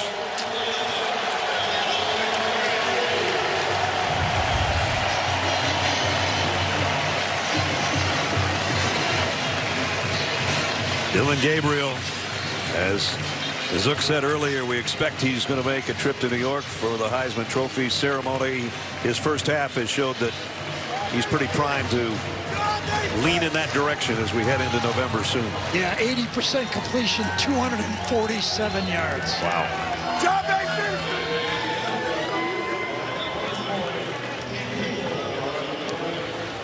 Brett Bielema was with Jenny.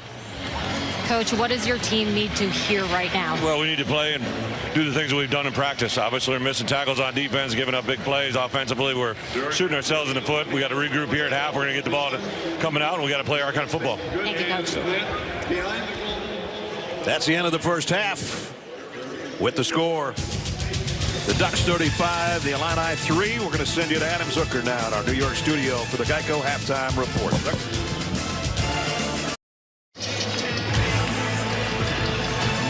The Home Depot Big Ten on CBS enters quarter number 3, and Oregon having won 35 of the last 36 at home, all over the Fighting Illini through 2 quarters. Welcome back, everybody. Brad and Gary here, Jenny down on the field.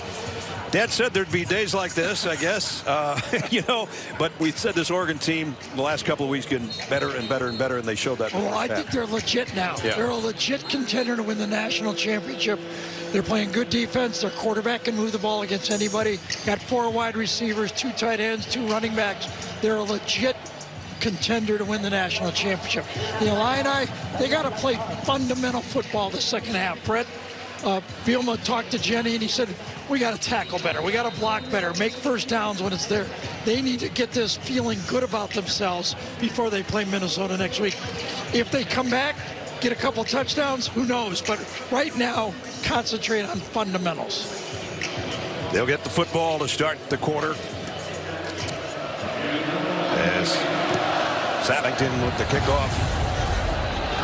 And they're going to try to nope, they're not going to return it. Take the fair catch at the 1-yard line, bring it out at the 25 to start things off. So take a look at our game trends through 2 quarters.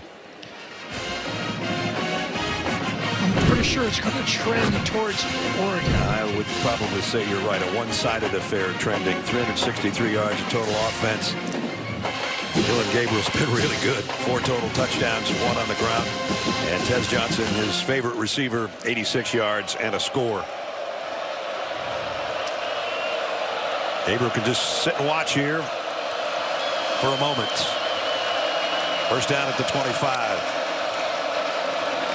Loffrey, as he did to start the game, nice gain on first down, a pickup of 5. Uiagalelei on the tackle off the edge for the Ducks. And remember, this Oregon defense doesn't have maybe their best defensive lineman. Jordan Burch still injured, Right. not playing in this game. Might be back next week for Michigan.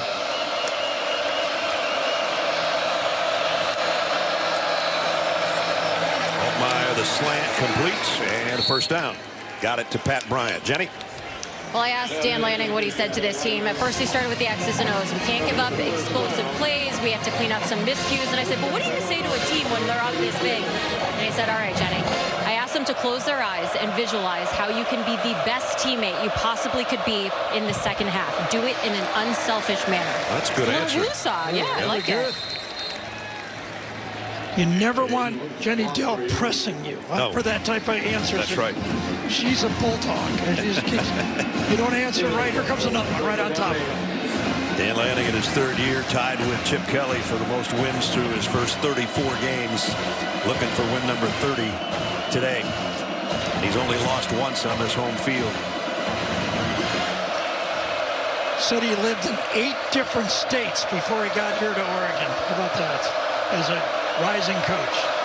When he was a grad assistant at Arizona State, he was making $1,200 a month with no benefits, no insurance, 3 kids.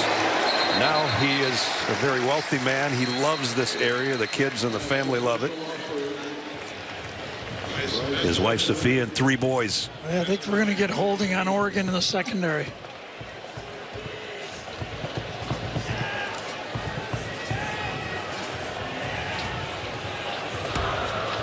Holding. Defense number 3. 10-yard penalty.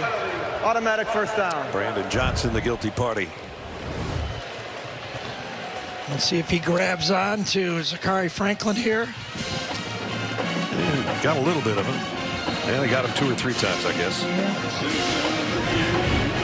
I've seen worse.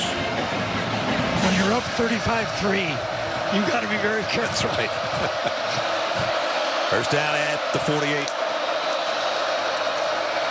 Altmaier, deep sideline. Zachary Franklin gathers it in.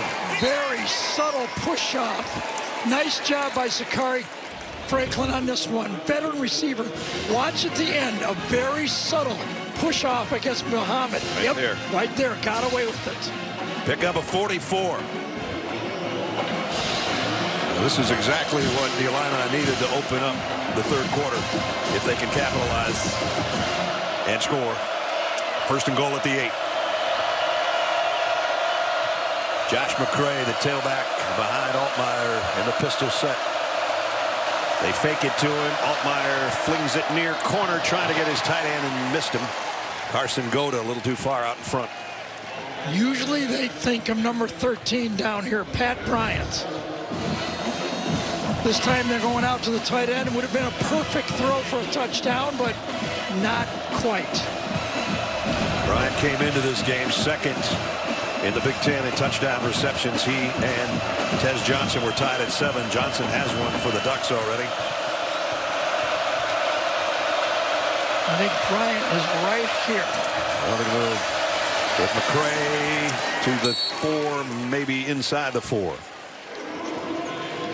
Well, this is 2-down territory. Yeah, You're down 35-3.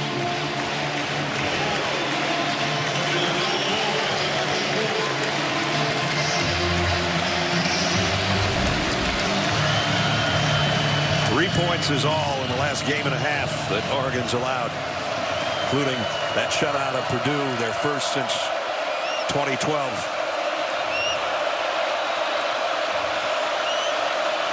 Play clock is a little bit confusing for the players on the field right now. Altmaier's going, hey, I got double zeros up there. What am I supposed to do? That Bielema doesn't like it. Let's see what they're going to put back on.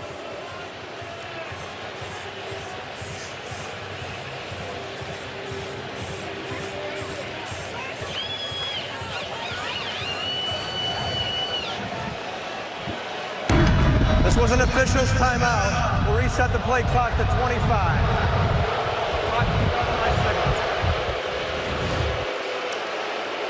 Brett thought he had to call a timeout. Well, he's looking at that clock and say, hey, that's not right. He's right. It wasn't right.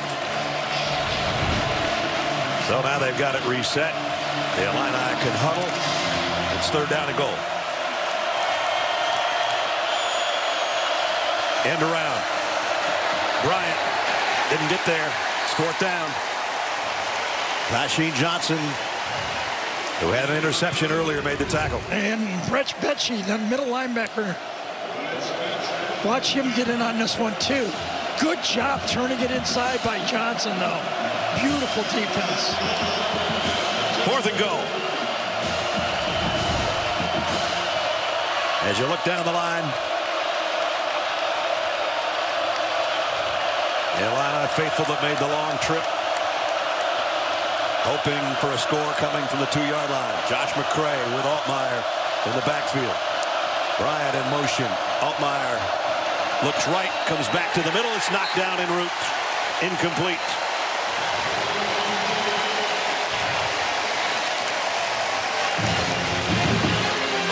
Somebody got a hand on it, maybe Amarian Winston, not sure.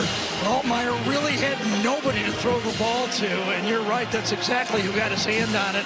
I don't know if it would have been completed anyway, because the defense for Oregon seemed to have everything covered. The golden opportunity for the Illini after that 44-yard pickup. Bryant out here, but that's even covered. Just too much congestion on that inside. It's batted down by number 32, Winston time. Ducks take over.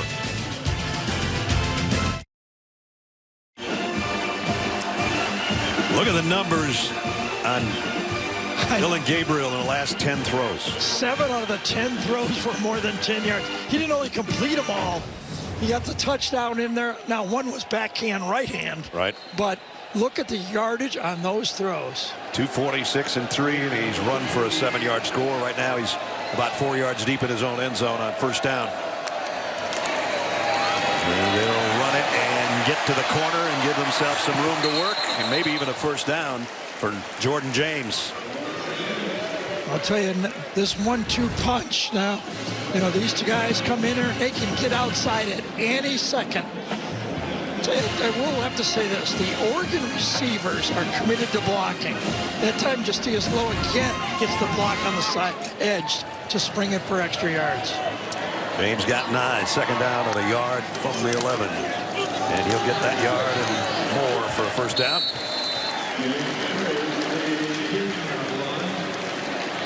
Des Johnson today, the leading receivers, got a touchdown catch. Really interesting story with him. Always being an Oregon fan since he was a kid back in Alabama. Had an Oregon sweatshirt. He wore Oregon swag even when he played at Troy with the gloves, with the Oregon Duck gloves. And a lot more interesting story about he and the Nix family we'll tell you about here in a second. First down. Gabriel screen pass to the tight end.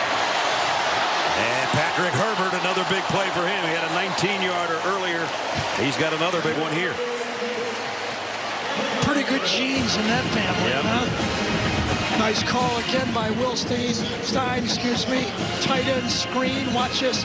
Looks like the Illini are going to put pressure on Dillon, but no, got the perfect call on. One key block to the outside. I think it was Cornelius that got the key block out wide. So they started their own 2-yard line. They've already worked it out to the 46 on a couple of big plays. And the runs of James, and he's got another good one here. And might get a first down out of it. Just won't go down. This is not a ragtag team they're moving the ball against right now. This is a very prideful Brett Bielema-built defense. You know, they played good against Penn State on the road. What was that, 21-7? Yeah. Played in big games, and this Oregon team is just doing whatever they want. Jordan James, 63 on the ground already now.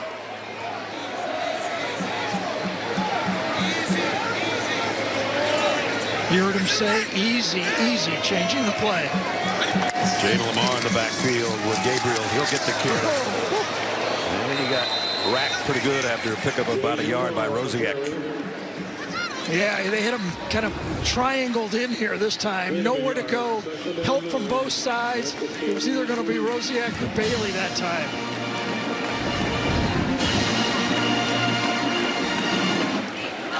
Rosiek, one of the captains of the defense for the Illini, comes out to get a breather. Had 2 big sacks this year in overtime for this football team to win games. Ending games, yeah.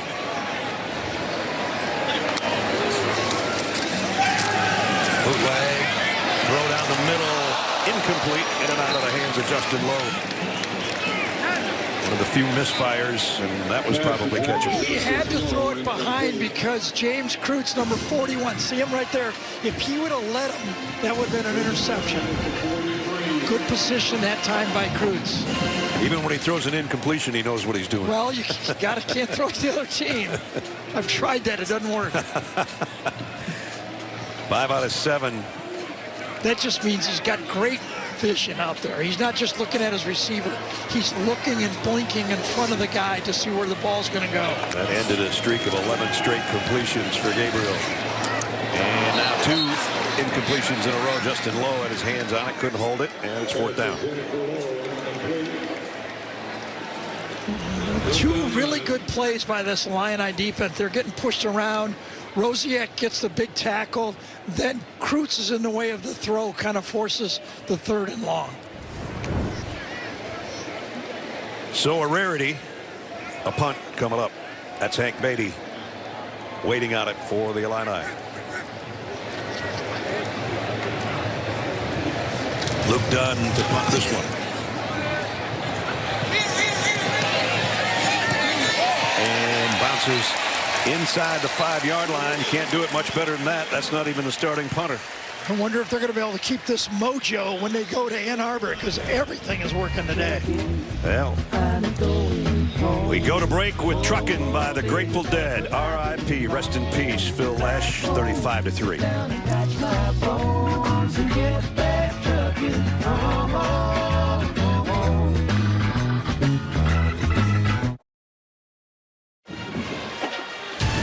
The Home Depot Big Ten on CBS is sponsored by Discover, Chili's, Marriott, and by Dr. Pepper. all Oregon here at home at Autzen Stadium. Reminder, don't forget, later in the game, it's the play of the game, presented by Jersey Mike Subs. Ness, you were going off in Grateful Dead. I was thinking of the great Portland basketball player Bill Walton would be taking his shirt off right now. Yeah, he definitely would. No doubt. He wouldn't have nothing to do. He'd just take his shirt off. He only was with those guys about 150 times, maybe more than that. Right. I don't know. We're worried about what we're going to say. He'd just take his shirt off, you know, like so. Travel woes continue when you got to go a couple of time zones from what you're used to. We've done that a few times already ourselves. Getting good at it. Altmaier got it back to the line of scrimmage and maybe eked a yard out of that. I don't know if this ball was designed to be kept here, or this was supposed to be a handoff all the way. No, he's trying to throw it, nothing there, and he's lucky to get out of the sack that time. Uiagalelei could have had one. Instead of maybe a safety, it's 2nd down and 9.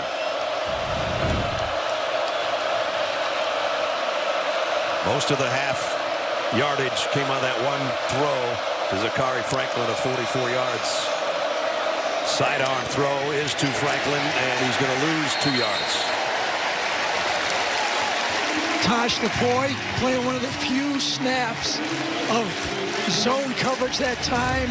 It's not a one-on-one. You go to block, and look at that. Everybody's looking at the ball, nowhere to go. Now you really got to be careful. And this crowd knows that. 3rd down and 10.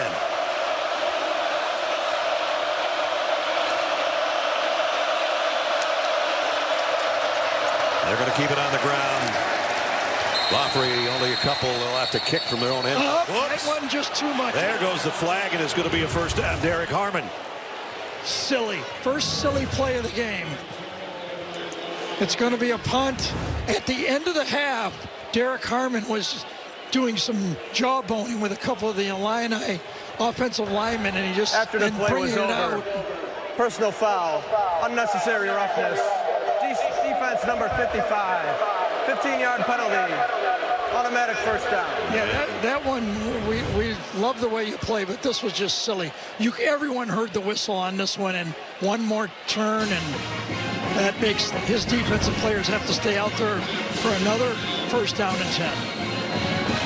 So Harmon's pulled out by Dan Lanning.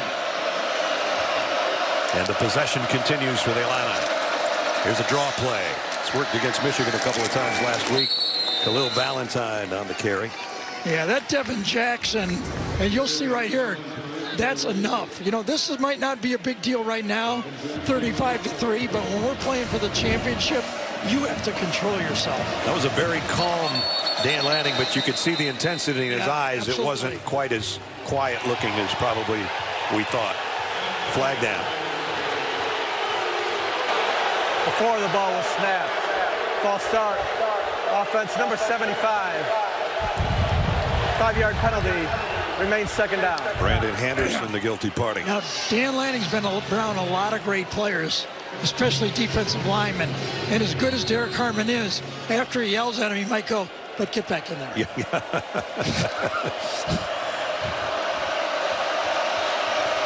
Not this snap, at least. Beatty in motion. Lafrey, boy, just struggling to get to the line of scrimmage. Nothing there. Tatum Tuioti that time from one edge, and then Brandon Johnson, one of the best blitzers for this football team. Watch him come in the inside. 2 players, Tuioti, and then from the outside, Johnson. And then Big Caldwell, 340 pounds of him, made a wall around Lafrey. And guess who's in there? 55. On 3rd and 10. Here he comes. Altmaier got away. He's going to try to run for it. And got it. And put down after a nice gain. Kobe Savage made the tackle. You know, I read this stat, and I really was surprised with it. It's a really good runner that Luke Altmaier is. You know, he doesn't get a lot of credit for this, but he's actually 3rd in the Big Ten in scrambling yards for quarterbacks. He just scrambled for 13 right there. It was a handful last week against Michigan. That was probably the key to the game. This is Oregon's official sideline warning. Sideline warning to Oregon.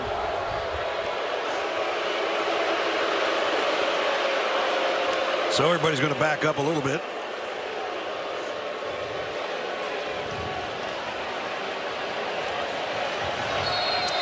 And first down, Illinois. Remember, their drive earlier this quarter got them down to the 2-yard line, and they didn't get anything out of that.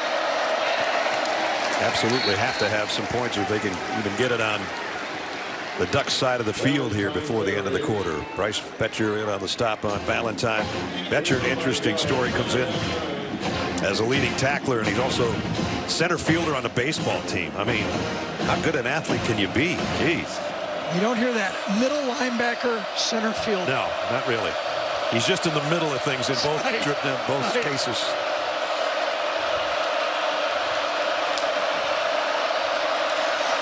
Altmaier has time to throw this time. Spins one for Beatty, trying to one-hand it. Great technique that time by Brandon Johnson. He just continues to push inside against Beatty. Even though he's beat by a yard, watch him continue to move and push Beatty outside. Doesn't do anything obvious, but just perfect phase. Johnson, the transfer from Duke, but the nice play on defense. Another third down.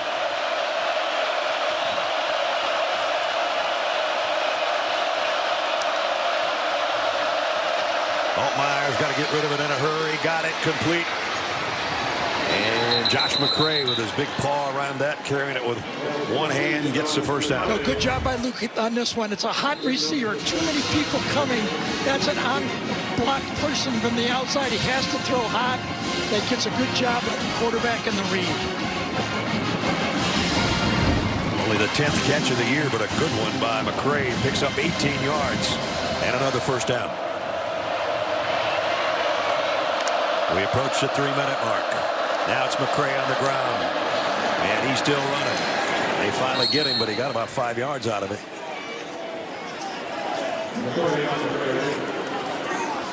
Watch Tanner Arkin come around. Going to be like the ISO block coming around from the tight end spot and lead up the field right there for the half draw, half isolation. Boom, gets a stalemate, and it just keeps fighting inside. They've worked it to the 41 of Oregon. Altmaier going to go deep.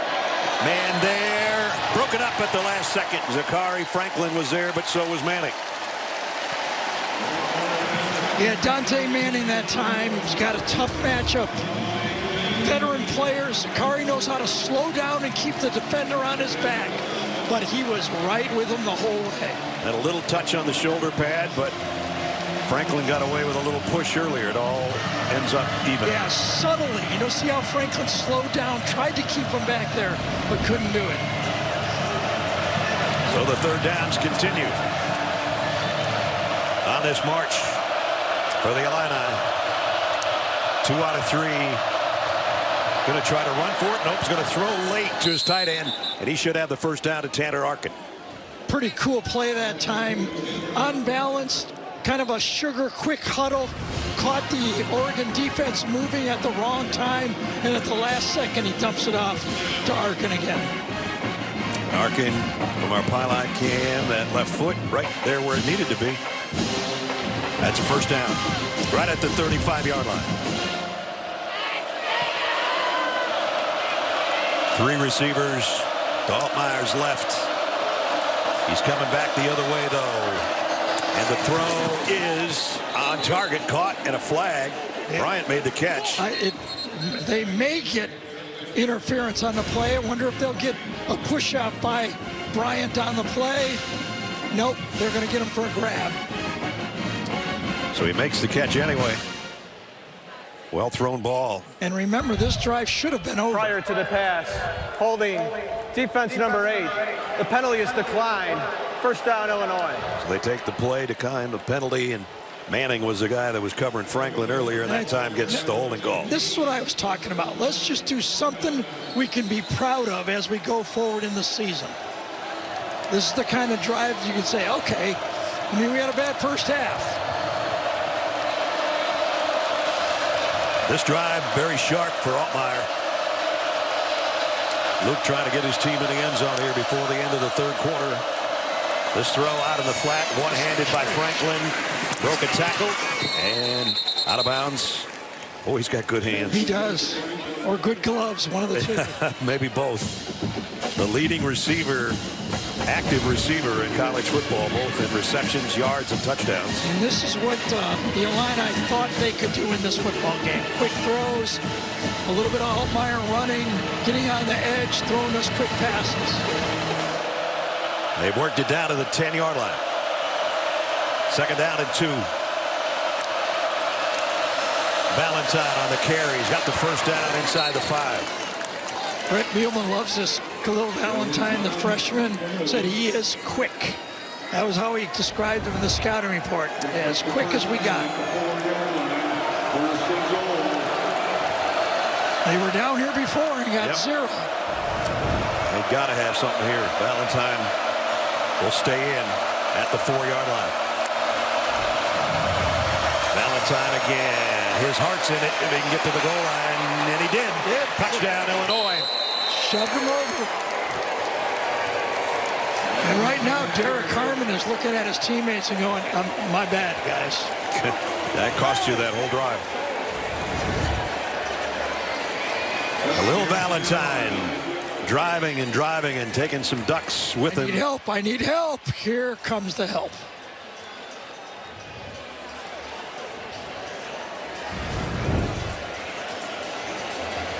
So 46 seconds remaining in the quarter. And a 95-yard drive helped out by Derek Harmon's personal foul. And now the Illini going to go for 2. 4 wideouts down to the bottom. And Altmaier thought about running. Now throws late. And they're going to end up with nothing out of that. Well, 16-play drive. 95 yards was covered. Yeah, but Brett is happy with this football team right now. Fighting into this drive the whole way. Too much fighting by Derek Harmon. And then Valentine with the score. 35-9, Oregon.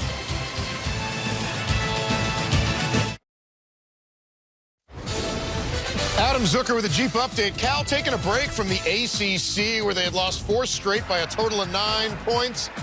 A Pac-12 reunion with Oregon State. Now Fernando Mendoza to Javian Thomas, who's about to go down, and he gives it back to his quarterback. 31-0.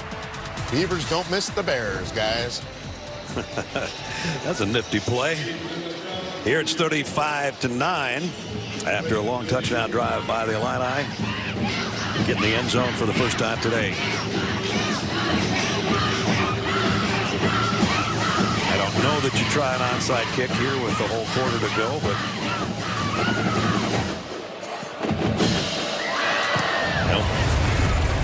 Chowski will kick it away, and Oregon brings it out to the 25. Next Saturday on CBS, college football doubleheader for you, starting at noon Eastern. Air Force takes on number 23 Army. And it's big time in the Big Ten, 3:30 Eastern in the Big House. These Oregon Ducks take on the Wolverines of Michigan. That's all next Saturday here on CBS and streaming on Paramount+. The Illini with a 21-7 win over Michigan last week, and now they're down 35-9 to Illinois. So as Gary said, Michigan folks are going, uh-oh, we know what's coming. Oregon's flying into town. Yeah, keep it on the ground, and weaving his way for 8 yards is Whittington. Let's check in with Jenny. Some updates on some injuries for Illinois. So wide receiver Malik Elzy, he was back in on that last play, banged up his knee a little bit. DB Tyler Strain, that's a left ankle, is taped up. He did some drills on the sideline. The trainer said that it is a no for now. And starting safety Caleb Patterson twisted up and got a little nicked up in that right shin. He came out in full uniform but does not have a helmet, guys. Okay, Jenny, thanks. So a few guys that they could definitely use right now against number 8 and company. I think they're going to let it go to the fourth quarter. I think so. I didn't think they could, but they got a couple spare seconds to do so. Yep. Dylan has a look up at the clock, just waiting it to end the third quarter.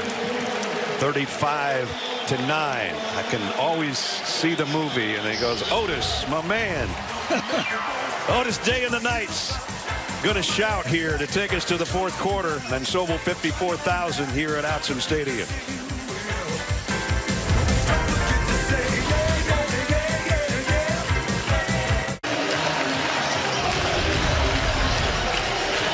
They have a lot of fun at the end of every third quarter here at Autzen Stadium since 2011. Otis Day and the Knights and shout. And on the big screen, they've got interspersed former Oregon stars like Dan Fouts, Ahmad Rashad, then Bobby Moore, Joey Harrington. It's a lot of fun. They just calm down now. Is that Dixon on there too? I think so, yeah. Quarterback? Oh, my gosh. That was fun. Yep. Open up the fourth quarter, the Home Depot Big Ten on CBS, 35-9 score right now.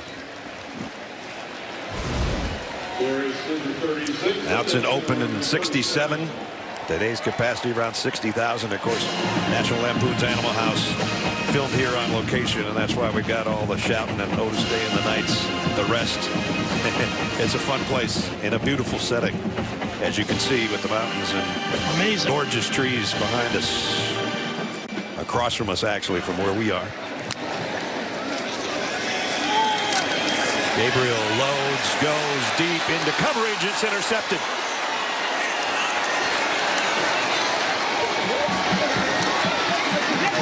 And nice run back by Brooks out of bounds. Great disguised defense this time by Illinois. Watch this guy bail right there. That's the one who gets the pick off. He keeps, so far, just keeps his eye on the quarterback.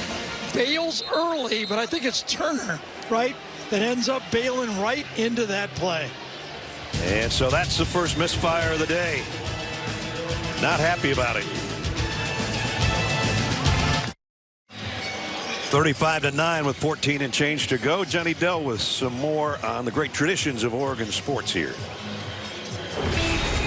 In December of 1998, ahead of Oregon's Aloha Bowl appearance, a new logo was unveiled as part of a massive university and athletics rebrand, along with introducing a new collection of helmets and uniforms made to reflect Oregon's region, nature, and mascot. The Oregon O was also designed to represent two iconic Oregon venues. The outer border of the O represents the Autzen Stadium stands from above, while the inner part of the logo pays homage to the track at historic Hayward Field, home to Oregon's track and field program and the epicenter of the sport in this country. Wow, I did not know that. Thanks, Jenny. That's cool. It looks right now that you know it, right? I mean, yeah, like, makes sense. Yep. Tyson Rooks listed as a wide receiver for Illinois as the guy that made the interception. I didn't know that either. And returned it to the 43. Well, he fielded it like a wide receiver. And now Altmaier into traffic. Whoa! Bryant is nailed, and that's going to be targeting, I think. I think the second hit might be the one that gets it. Pat Bryant, #1 receiver for Altmaier, down. And there were, as Gary said, 2 hits involved here. Personal foul. Man, neither one was good. Defense number 0. 15-yard penalty. Automatic first down. Sheen Johnson, who had an interception earlier, and Gene's going to join us here. It might have been an accident, but still, it's helmet to helmet. I think so, too. Gene, you want to come in with us? Yeah, you know, I don't really even like the hand push, but I understand the first one. The second one, to me, really looks like a classic target where it looked, I know they're going 1,000 miles an hour and fast out there, but that is, to me, that is the head neck area, forcible contact to a defenseless player. And I think it meets all the requirements for a target there, guys. So even though it looked to me, Gene, that number 8, Manning, pushed him in and spun him around right into Johnson that one, but just like you got to take care of your helmet. You have to get out of the way. Is that what you're kind of seeing as it goes? Yeah, you know, Garrett, I think it falls in those same categories at times where we see a receiver that's about to get hit and will crunch down, you know, when the defender has had a lower target and we end up in that space. I think the 2 hands pushed to the helmet. I don't believe that's a target. That next shot by Johnson there, though, even though, as you said, the spin by 8 and that impetus puts him around in that area, but that blast to a head and neck area right there. It meets all of the requirements, in my opinion, to a defenseless player. He never with that really contact. lowered his helmet, but he hit him right to the head. Is that what you're saying with the forearm? Yeah, forcible with the shoulder, I would say, shoulder, forearm driving through, and the initiating of the contact to the head neck area forcibly. O'Brien After review, there is no foul for targeting on the play. Pass is incomplete. I honestly, God, I didn't know what you're supposed to do there. The guy spun him right into him. He never lowered his helmet. But I thought what Gene said, his shoulder and forearm was going to get the call. I don't know. So many of these have been changed. I don't even know. Have we had a targeting call this year, Ness? That's held up? It's held up? I don't think so. I don't think so either. Well, Pat Bryant's going, I don't know about you guys, but it hurts. I got hit in the head 3 times. The 3rd time was when his helmet hit the turf. I just felt like he was spun on the play, and there was no way for Johnson to get out of the way. But I do agree with Jim that with Gene, that he did give him the shoulder and the forearm shiver. Watch this. Gets hit, spins him, and then watch him kind of release that arm. I thought it, as Gene was right on the call, but I could see the spin there. We don't know, right? We don't even know what is and what isn't anymore. No, it's impossible. Meanwhile, Altmaier, that takes one of his big weapons away probably for the rest of the game, I assume, and now trying to go to his tight end. It's incomplete, and Johnson is saying it was that close. It was that close to you being out for the first half next week, too. 3rd down and 10.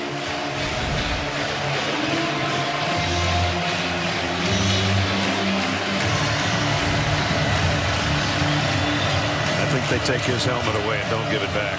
That's what I would do. They got a big game next week.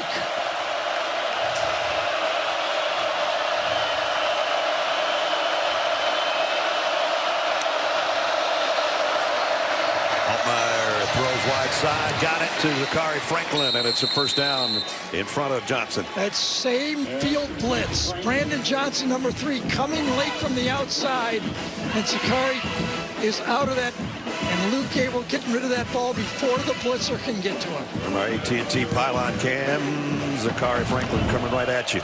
That was a good throw by Altmaier. That was a long throw. Lafrey, he got about 4.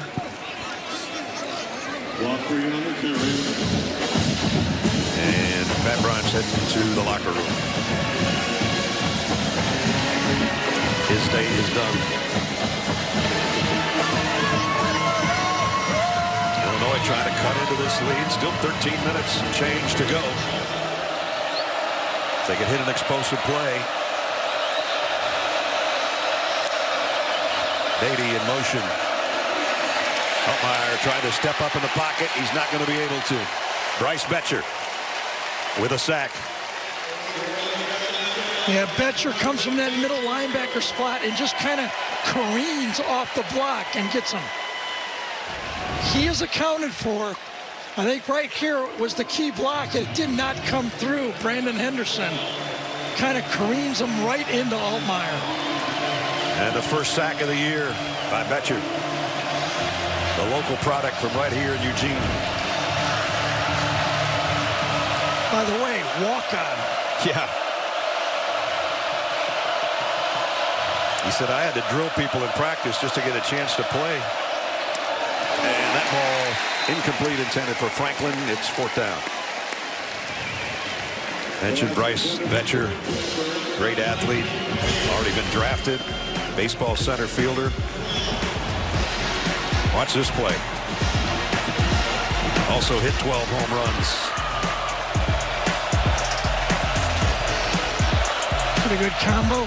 I'd say. Get drafted in baseball and you walk on in football. 4th down. Altmaier has to scramble to buy time.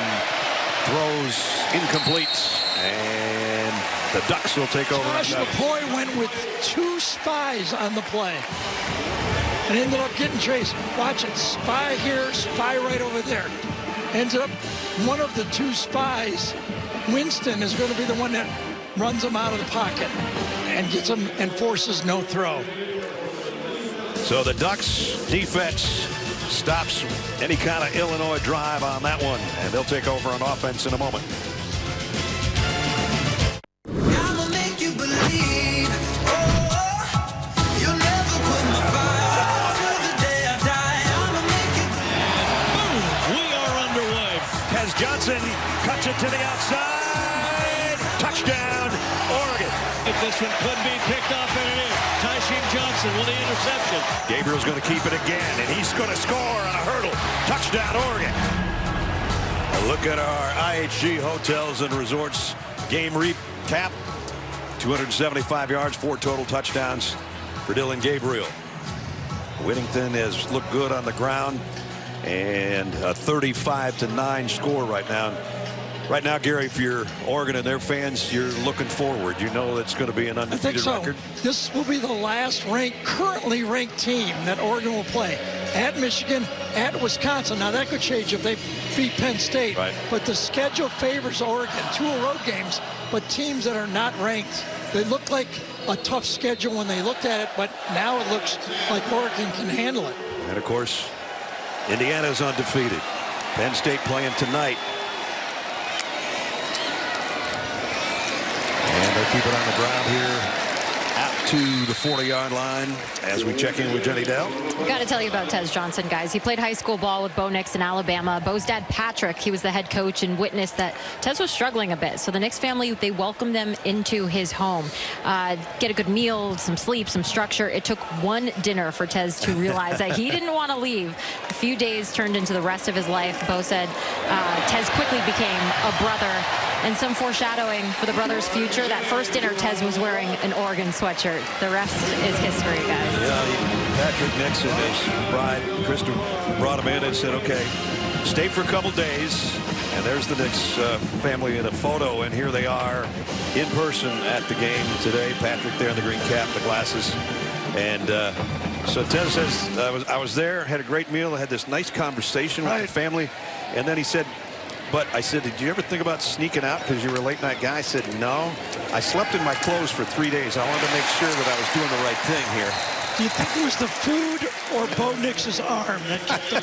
I think a little of both. And there's Tez right on cue with the reception as he's closing in on a 100-yard day. Quarterbacks love their receivers, but receivers love their quarterbacks too, especially Bo. There's Tez with the head coach before the game.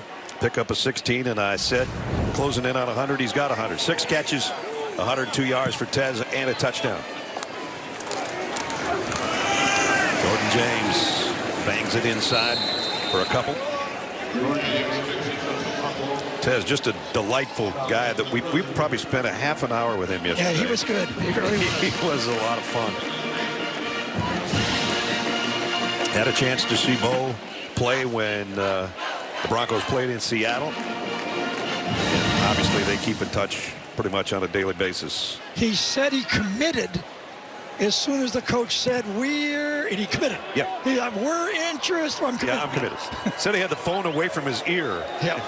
And his mom said, you probably want to put the phone back to your ear so you can hear what the coach is asking you.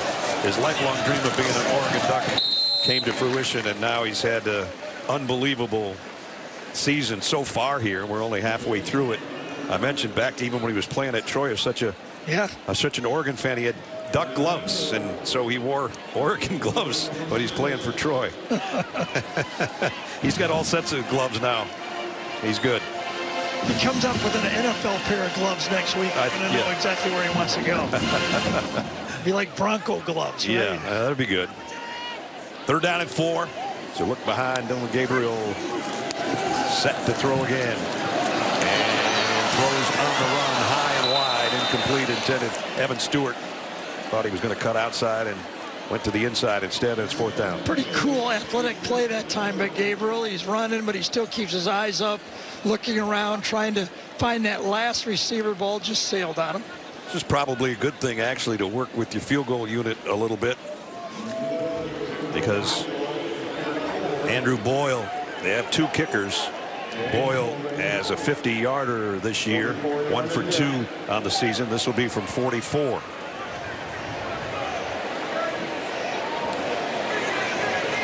Boyle to try to tack on 3 more. Right down the middle. So the lead goes to 38-9 with just over 9 to play.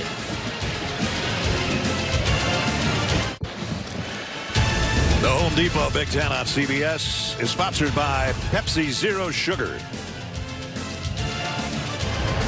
Belfour Property Restoration. Chewy. And by the Home Depot.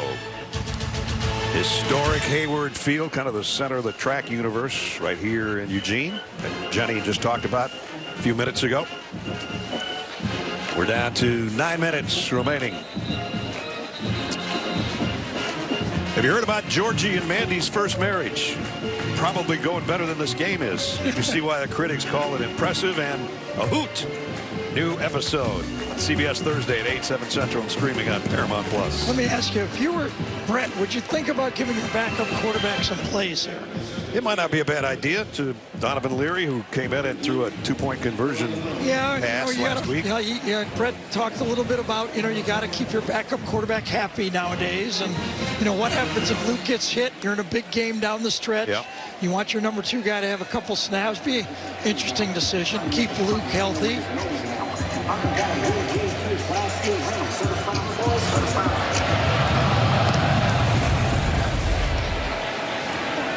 This one will be returned from the 4-yard line. Canary Wiltshire cuts outside. Nice run back. Got it across the 30-yard line. Now we talked about the standings and the top teams. Oregon about to go to 8-0. Penn State playing at Wisconsin tonight, and then a date with Ohio State. You see Ohio State's schedule and the undefeated Indiana Hoosiers. That's why that win was so big for Ohio State today, because they got to go to Penn State. They would have been out of the deal if they'd have lost that game today and lost to Penn State. And then they got Indiana as well. That's right. We didn't think at the beginning of the year we'd be saying that. That's a big game. Kind of brushed right over that, didn't I? Yeah, well, a lot of people have. Altmaier still in there, throws, completes it out to McCray. Josh trying to go airborne through a couple of guys, and they bring him down anyway. Justin Jacobs on the tackle. Yeah, one of those backup linebackers getting some playing time right now. Long, athletic. Came down, broke down, knew where his help was, and forced him wide. Big backer, 245 pounds. That's why he won that battle. Altmaier. Oh, intercepted. Picked off by Sione Lalia. Everybody getting in the act. Sione Lalia. What a pair of hands he did. He turned around and catches that ball. Watch how quick. He's in good phase, but right at the end, watch him just pop those hands up. Boom. Whoa, that's a nice grab. That is a great grab. Second interception now. Yeah, that's good defensive play. You don't see a lot of defensive back with those ball skills. Tasha Boyd's going, yeah, that's the way we draw it up. He's actually got a smile on his face.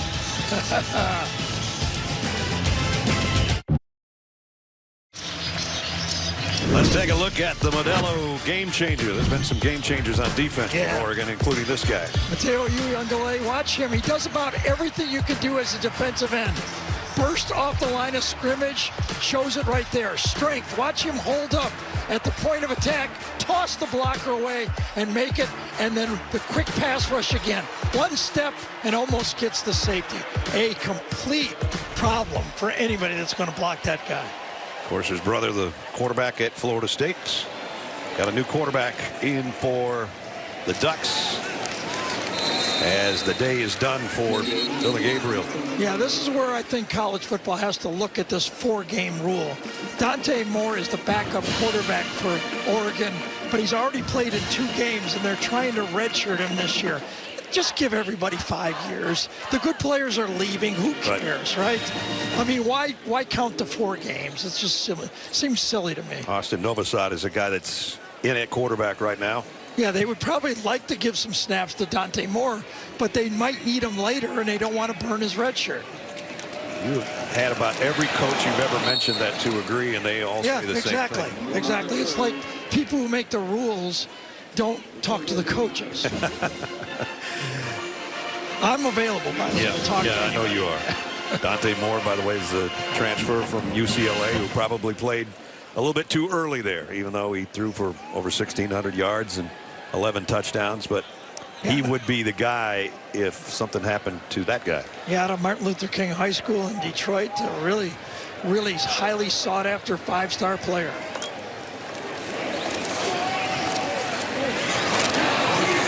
Jaden Lamar on the carry. And we come up to 4th down as Kareem made the stop. So let's talk about this Illini team, right? You know, everybody had projected them, you know, what, 4-4 if they got through this first half of the season.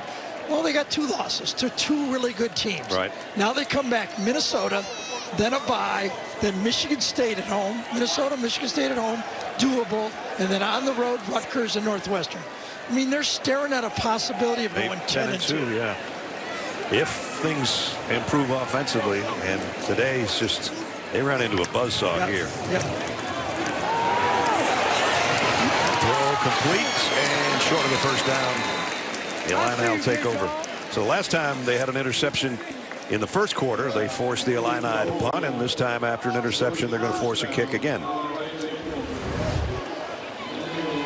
Coming across, Holden, transfer from Alabama. Kind of earning his playing time back after the spitting incident, right? Yep. Enough. I mean, this is all doable. These are all teams that the Illini feel that they can compete against at the end of the year right here. 2 of them at home and then 2 of them on the road. Well, everybody in the last 3 years that's come into this place, except one, being Washington, has lost. So it's not terrible that you say, okay, well, we lost the #1 team in the country on their field. Here's Lafrey, nice sidestep. Well, we got the perfect Halloween treat for you coming up this week. New episode of Ghosts on Halloween. CBS Thursday, 8:30, 7:30 Central, and streaming on Paramount Plus.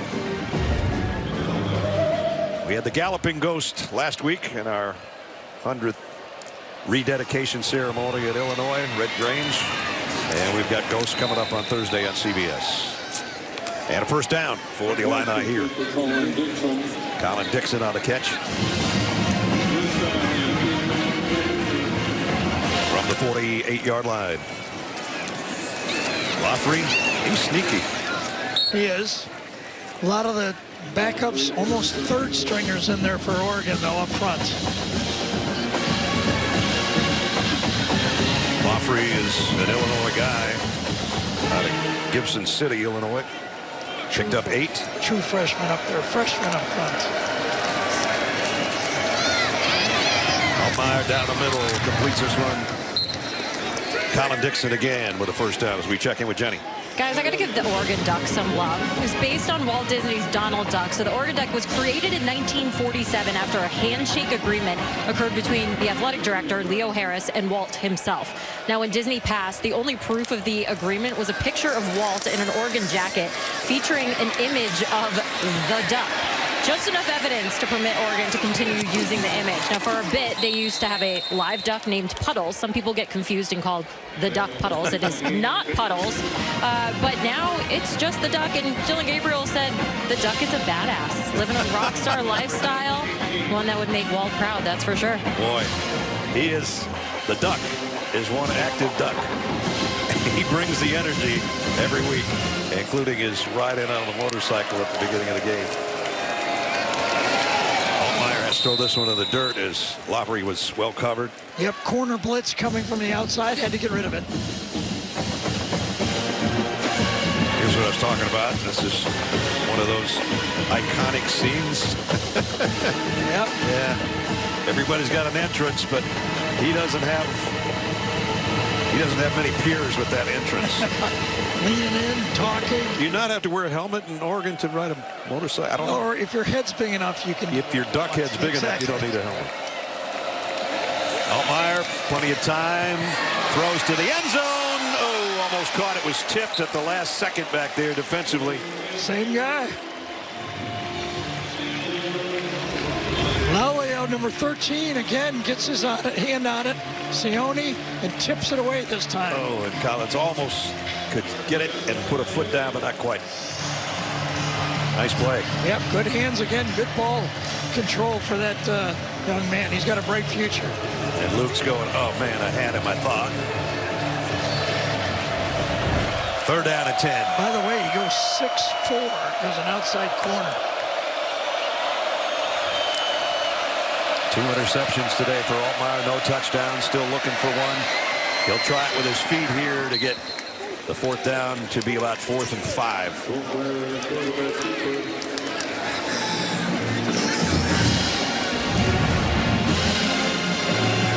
Dakari Franklin, he didn't see him in time. He was looking down the right side where they had 3 receivers, kind of a bunch formation, and never had his eyes on Franklin.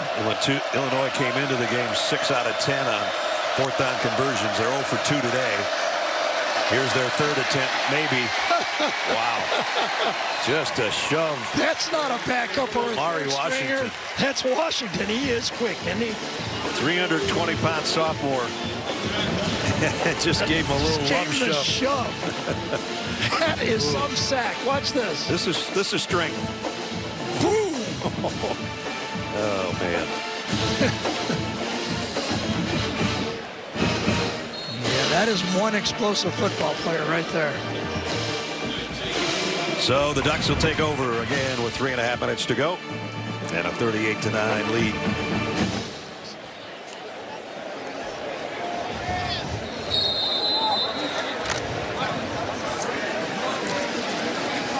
Luke Altmaier under 50% on his throws, sacked 3 times, 2 picks.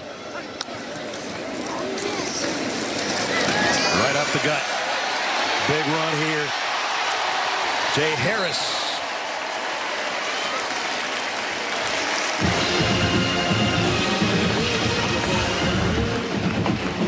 You're right up the gut. I believe it was Lamar. No, it was. Let's see, who was it? A 27? No, a 21. I thought it was 27. Yeah, exactly. Dewan Riggs, the running back. We're 4 deep here, but we didn't have that one on, did we? We had a wide receiver and a defensive back as well.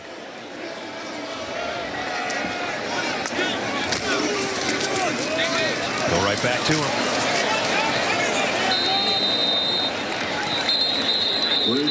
Still to come. Adam, Aaron, Rick, and BJ put the finishing touches on this one and bring you the best highlights of the day on the U.S. Army postgame show. Hunter Whiteneck that time, the backup right tackle, his helmet popped off, and he's looking around like it's got to be here somewhere. It was like 20 yards away from him. He has to leave for a play. Yep.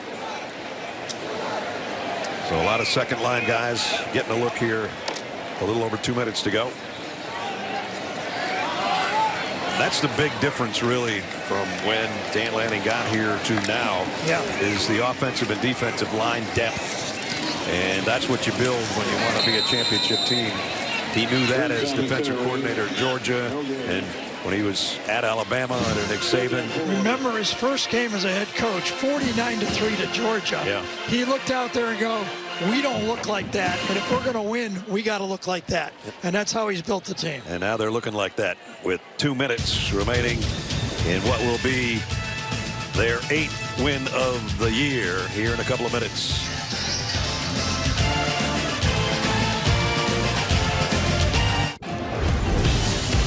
Noah Whittington, big day today, Gary. Yes, it was. And when he was catching the ball, running the ball, making plays, they've got playmakers all over. We talked about that in the open. I didn't realize it'd go 4 deep at the running back spot. That's how good they are at that spot. Again, Dylan Gabriel getting the ball to everyone. You know, if you look around, there's no way to make this Oregon offense play left-handed. There's no such thing. They can go either direction, and they can do it. Their whole scheme is scoring points. The only thing they do left-handed is their quarterback throws it pretty well left-handed. Can't make them do something they don't want to do. They're willing to run it, throw it, play action pass. They got the whole package. Yeah, Jordan James is their man at tailback, but now with Whittington coming on the way he has, the Harris, Lamar, and the Riggs kid that's in on this drive. They're just getting better every week. And they're going to probably get Terrence Ferguson back, their tight end. Right. A monster of a blocker on the edge. He's been out because of an appendectomy. Jeremiah McClellan the catch. Let's see if they take a knee here.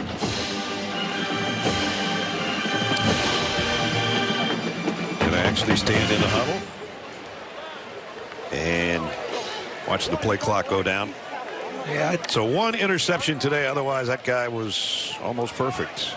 Dillon Gabriel putting on a show for us and the rest of the country here on CBS. Here's Rick still breaking tackles. He's not done. He wants to play. Yeah, no bet. When you're number 5 running back, you're hungry. Dillon Gabriel came here to win a national championship. He's got a chance, and right now Luke Altmaier's going, all right, last week was great. This week tough, but we've got a big game. I've said it all game. Illinois has to wash this away, get on that airplane and say, everything we wanted to accomplish this season is right in front of us. Brett Bielema said he pared 28 goals he put on the board at the beginning of the season, pared it down to 4.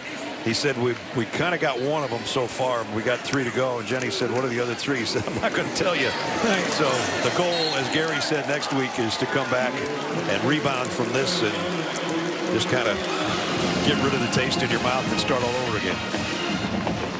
If you play big-time sports, you're going to get humbled. Yep.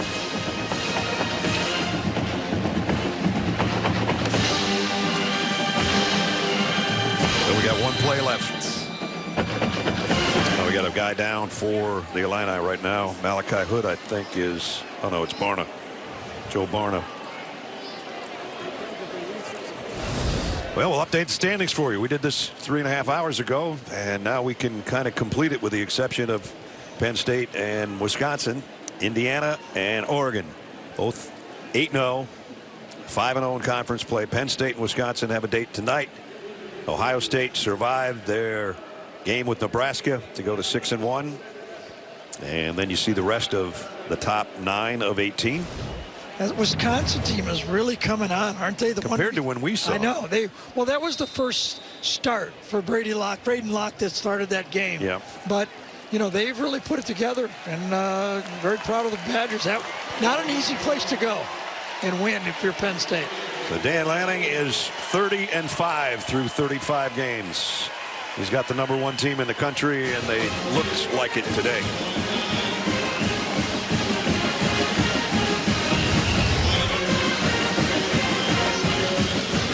(38-9) is the final. Time for plays of the game, presented by Jersey Mike Subs. Here's how Jerry Allen called them. Snap, a straight drop to throw. Looks middle, looks left, looks right. A lot of time, a lot of protection. Now we'll throw it. It's caught. Tez Johnson inside the outside of the 15 on a juke to the 10, to the 5.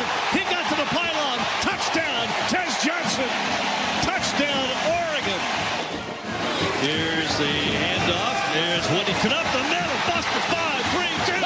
Lowers his hand into the end zone. Whittington will not be denied. Get out of my way. Get out of my way. Touchdown, Oregon. Good calls, Jerry Allen on the Ducks Radio Network. Well, a good day for one. Dillon Gabriel, not so much for Luke Altmaier, but Jenny is with Dillon right now. You guys came out like you were on fire in this one. How much fun is it to have everything clicking at the right time? Yeah, I felt really good, you know, just waking up. You know, I kind of just felt it today, just with the vibe around the guys. But just proud of how everyone played and how we came together, you know. That connection, that's, you know, all 3 phases, so I'm proud of everyone. 5 different players with touchdowns. How nice is it to be able to spread the wealth out there? It's beautiful. That's the way it should be. You know, I'm proud of everyone, and, you know, we got a lot of guys when they get the ball in their hands, they can do great things. So proud of them and excited for them. You passed Kellen Moore for now 2nd on the list for NCAA touchdowns. I know you don't like personal accolades, so who do you want to thank for this journey?